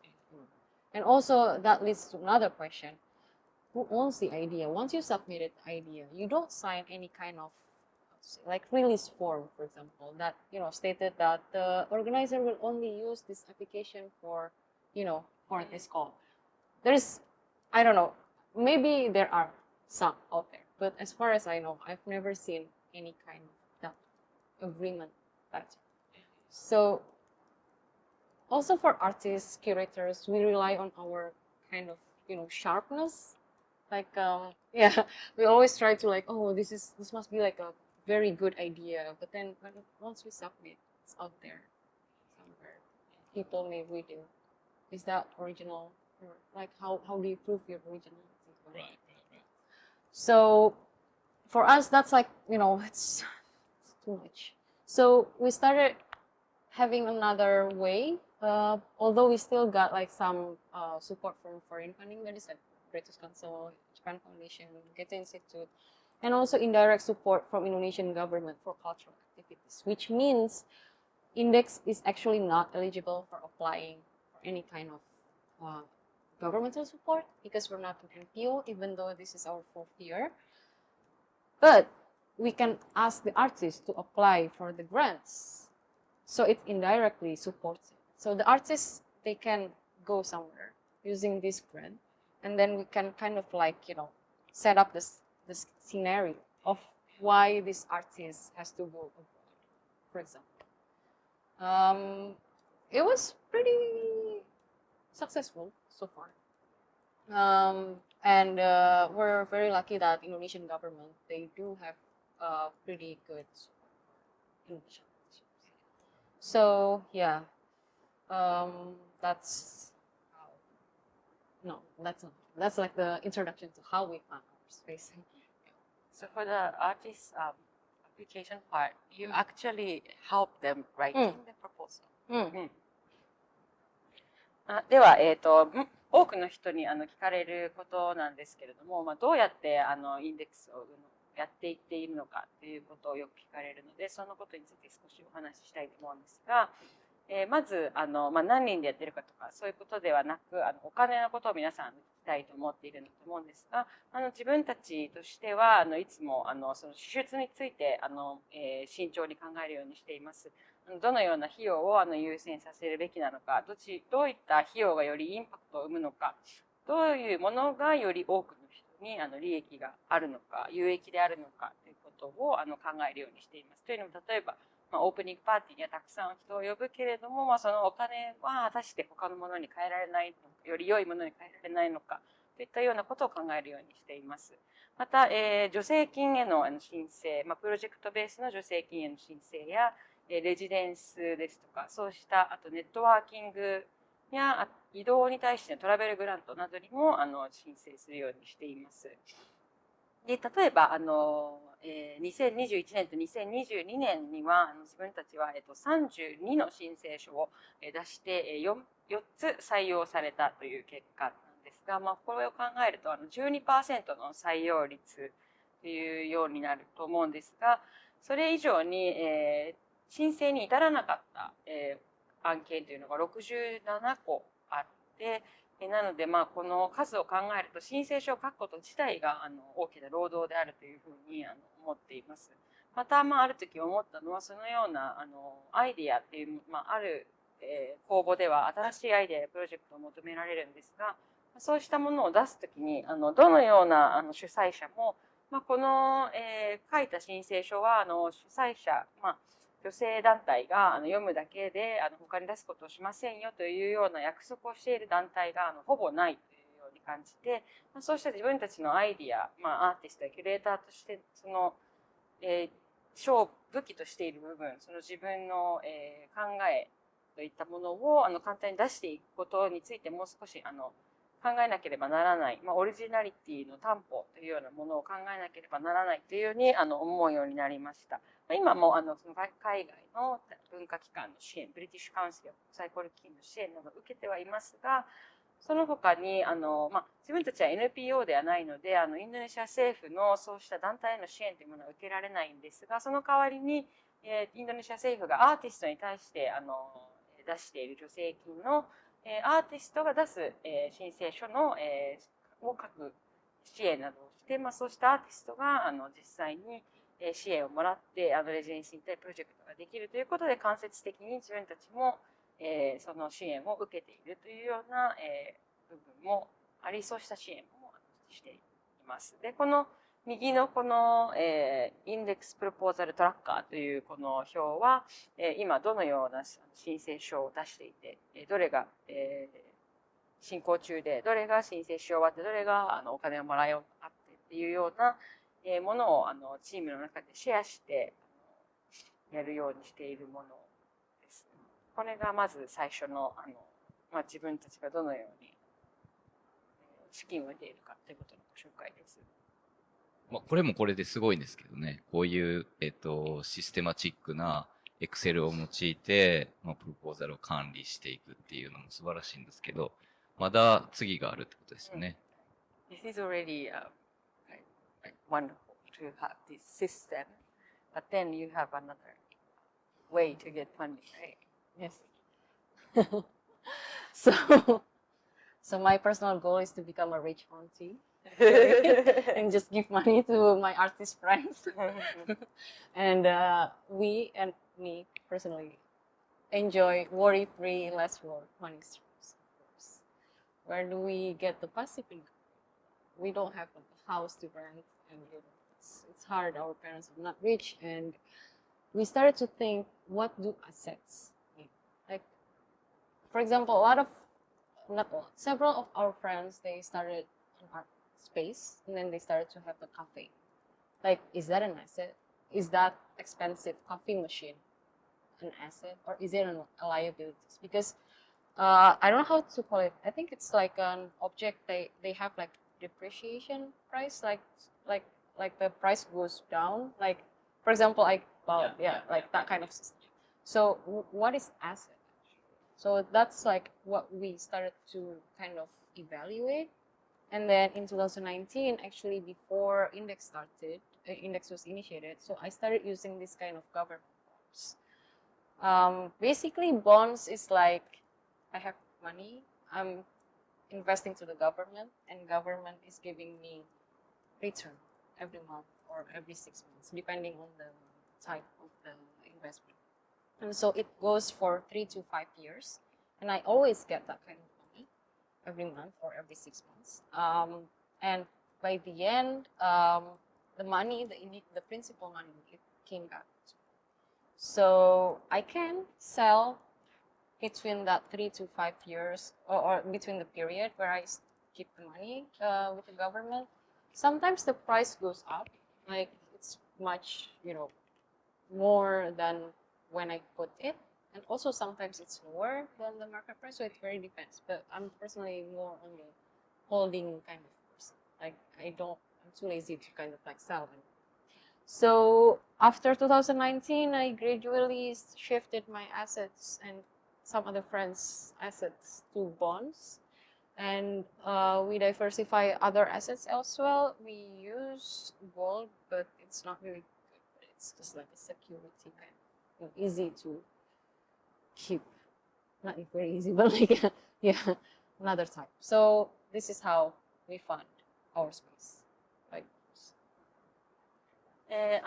次にご紹介したいのこの間接的な収入というところなんですが、私の夢としてはリッチなおばさんになってアーティストのお友達を支援することではあるんですが、同僚といつもあまり働かずに得られる、不労収入のようなものについて考えているんですが、その時に資産というのはそもそも何なのかというのを考えていました。その友人たちがアートスペースを始めて、そこにカフェを併設して、高価なカフェマシンを買ってというような様子を見て、それが資産なのかというような考えもしましたが、物の価値は下がっていくものでもあるので、その時に考えたのがインドネシアの政府の国債というものでした。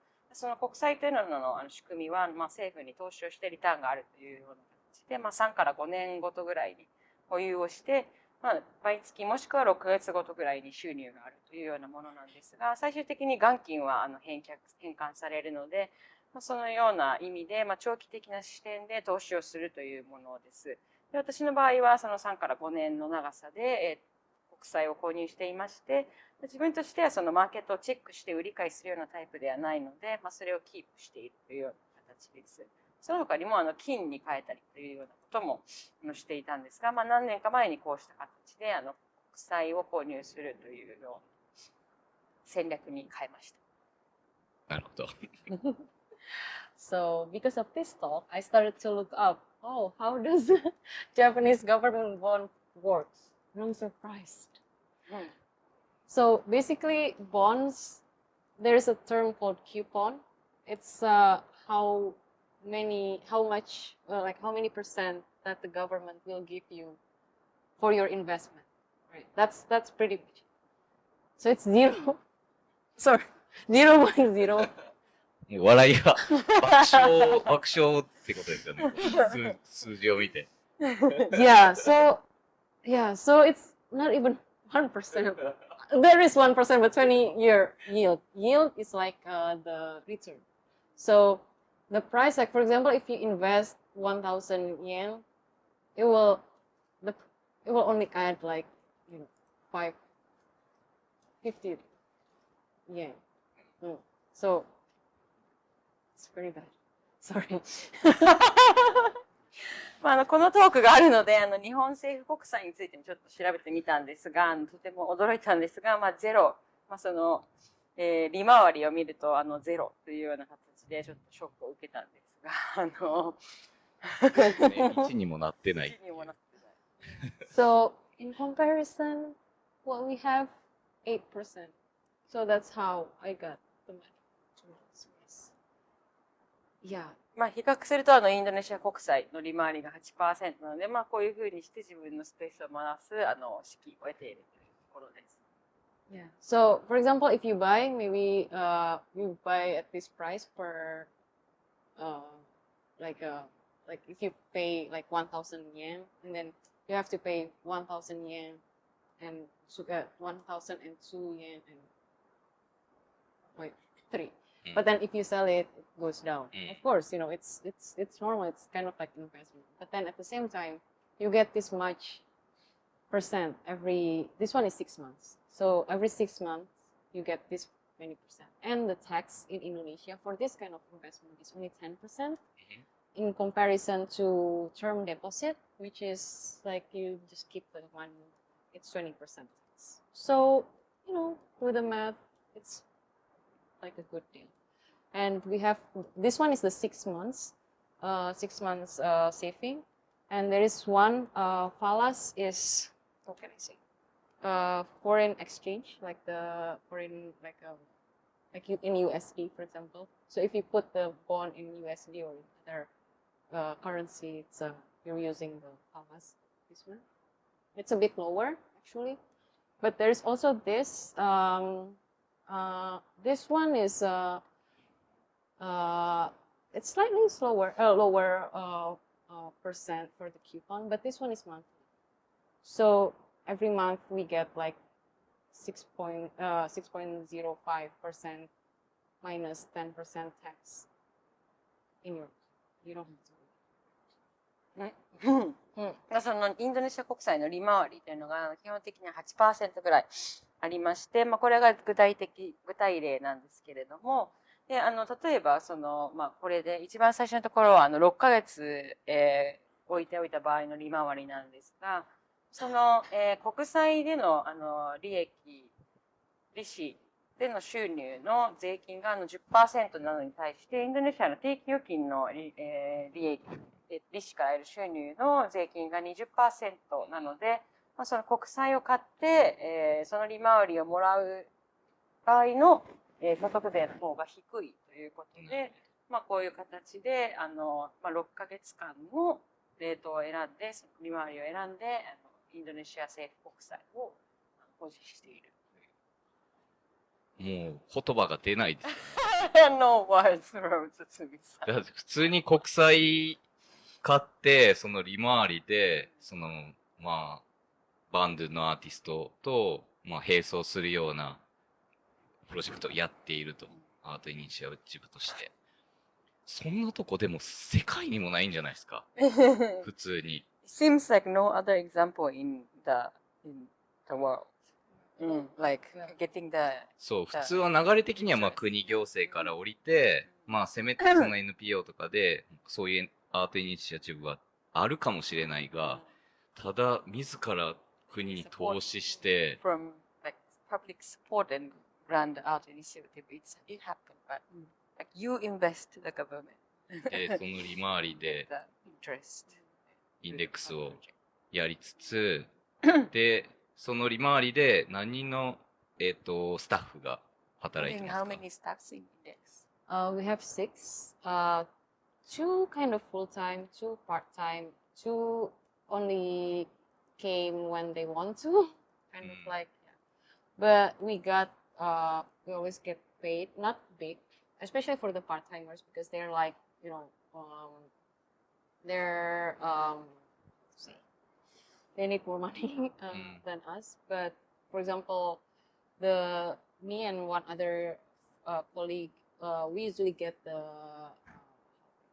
like project base, not like regular monthly.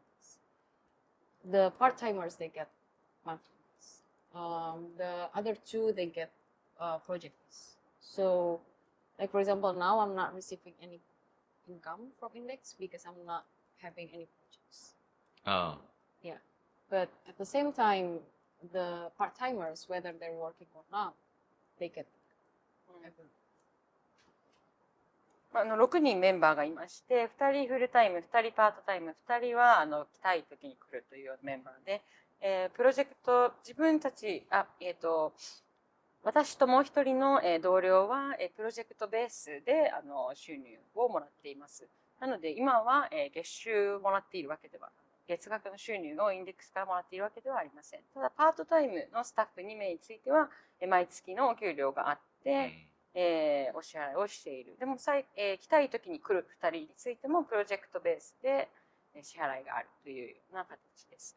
なので、私は今インデックスのプロジェクトを何も担当していないので、まあ今は、日本にいるからですもんね。もらっていない状況です。And we try to give artist fee for artists who like we for or we commission or like like for an event. It just started this year. そのアーティストフィーも上げるようにしているんですが、その借用した時のフィーやコミッションした時のフィーというのは今年から支払い始めるという。なるほど。いや、なんか本当に読んでよかったなっていうのを常々ここで思っています。Really good to invite you to have talk here today. Learn a lot.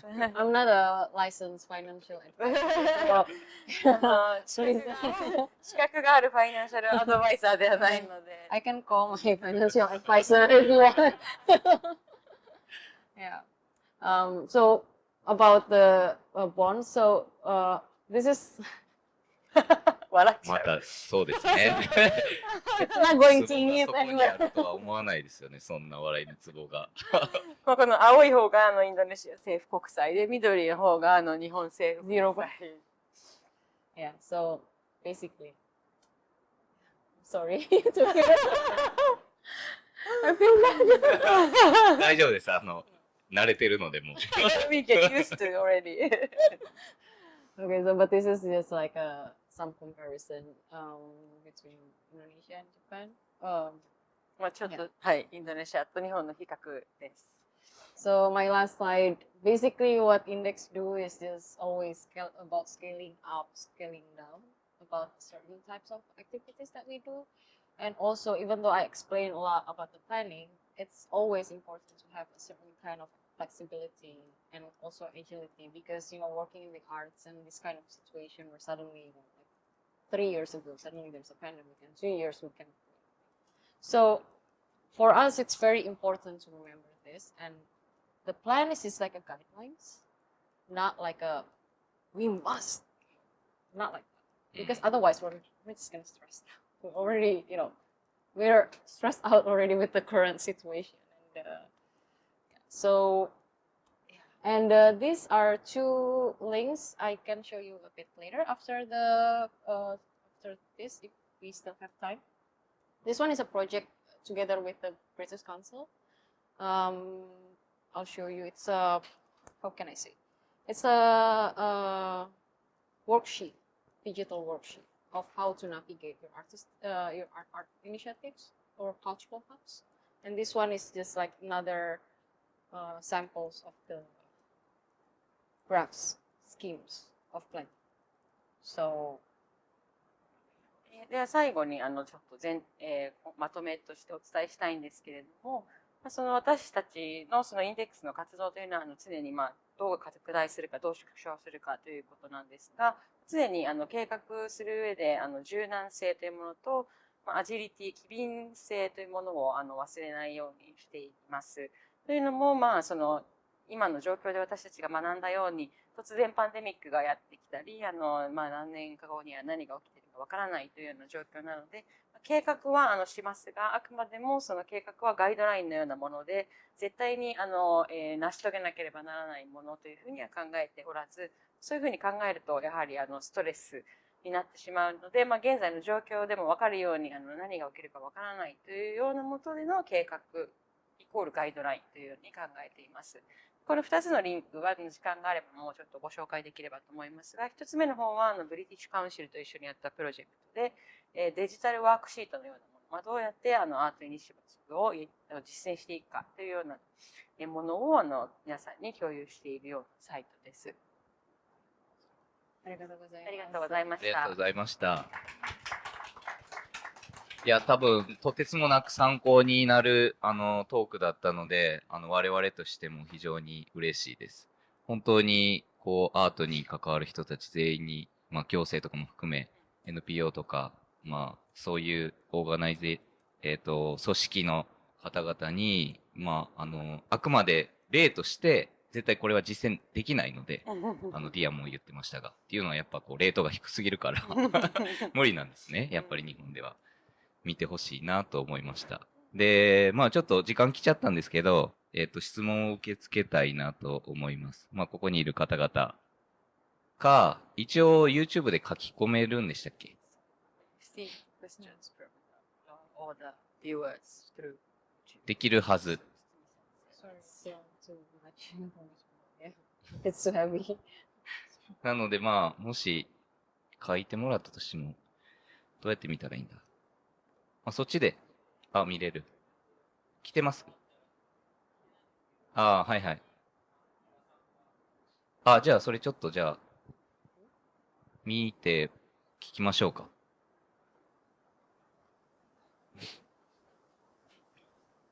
じゃあちょっと冒頭で言ってくれる？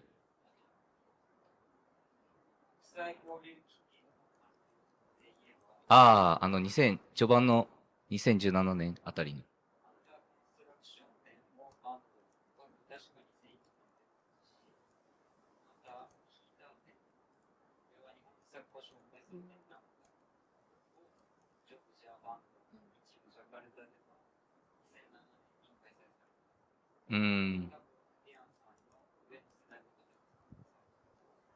なるほど。その時の情報ってことですね。なるほど。ありがとうございます。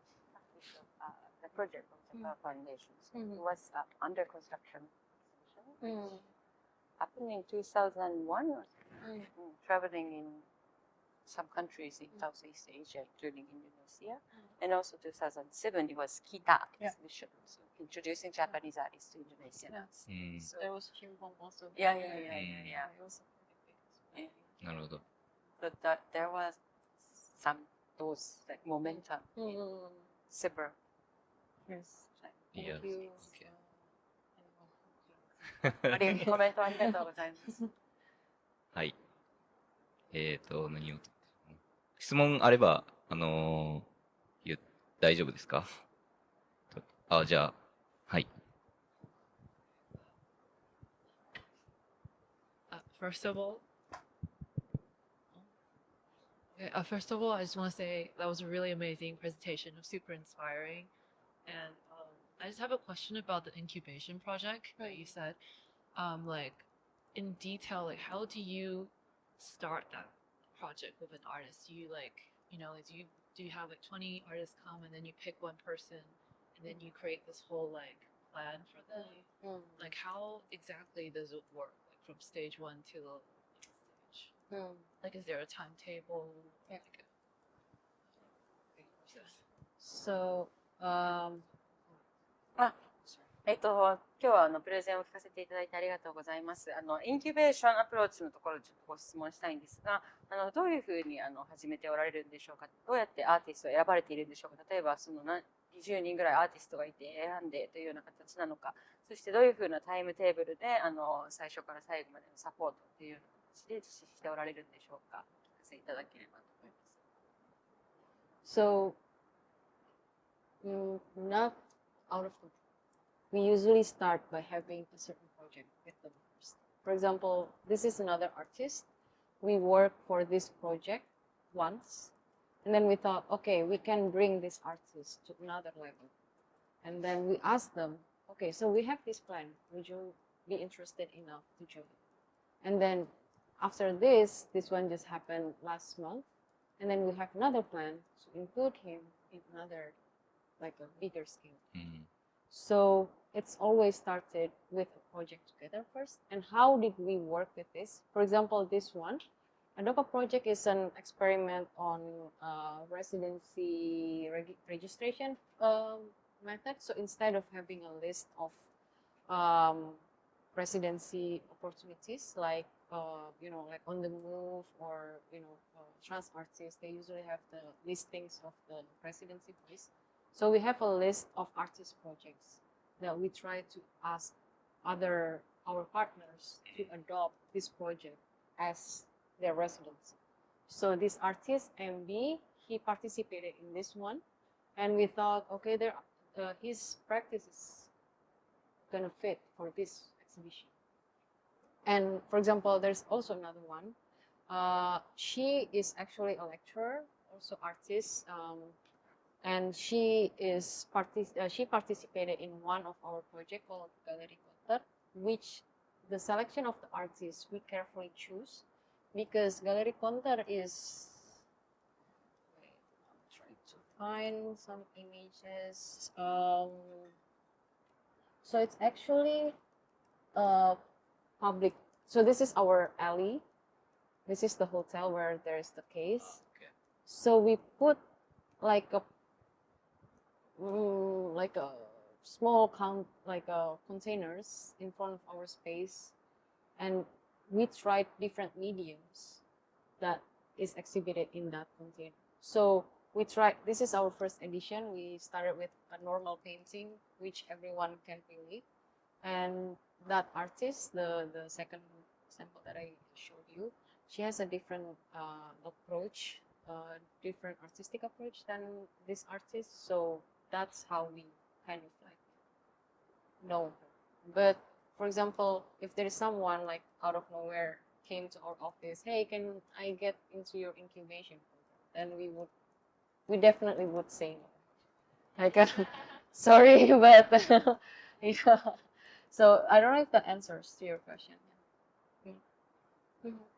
お伝えしたいこととしては、何もないところから突然始まる形ではないということです。すでに一緒に何かをやっているアーティストを選んで、こうした支援をしています。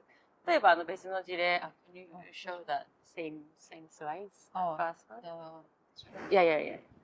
例えばこの別の先ほどの2人とはまた別の2人の事例ですけれども、例えば上の方のアーティストの例ですと、一度プロジェクトをやったことがあって、その次のレベルに引き上げられるというように思ったので、その時に次のステップを一緒にやる関心があるかどうかというようなことを聞いて合意を得て、次の月にまた次のプロジェクトを実施してというような形で外のレジデンスに送り出したという形なんですが、そのレジデンス、どこでどういうレジデンスが公募しているかというような情報を常に収集する、オンザムーブっていうウェブサイトですとか、Another one is what's the name? The platform about the residence.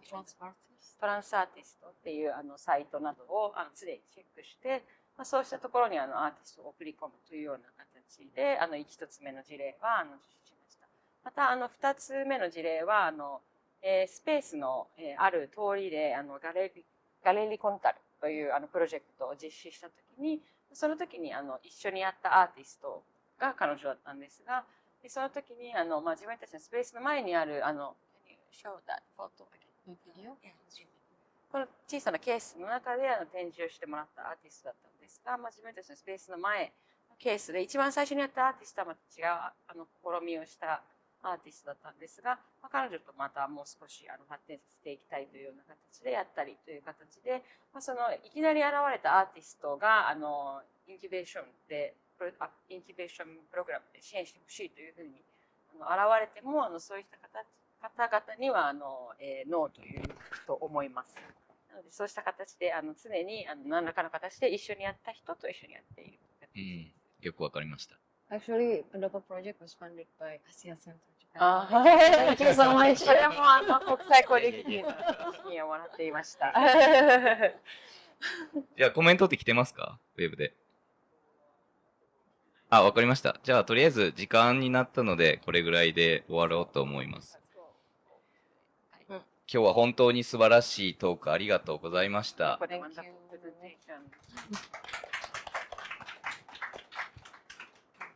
じゃあこんな感じで終わります。で、あと我々も一応ドネーションっていうシステムが下にありまして、もし余裕があればそこに投入していただけるとありがたいです。で、あとYouTube 上で見られている方も、これ一応全部無料なので、次の機会もこういったディアンさんのような形で違う国の状況が聞けるようなトークをしていこうと思うので、ここに来ていただいて、ドネーションをしていただけると大変助かります。で、あと今日また通訳として鈴木和恵さんにお越しいただいており、前回ジェシーバーチの時もそうやったんですけど、素晴らしい通訳ありがとうございました。では、終わります。はい。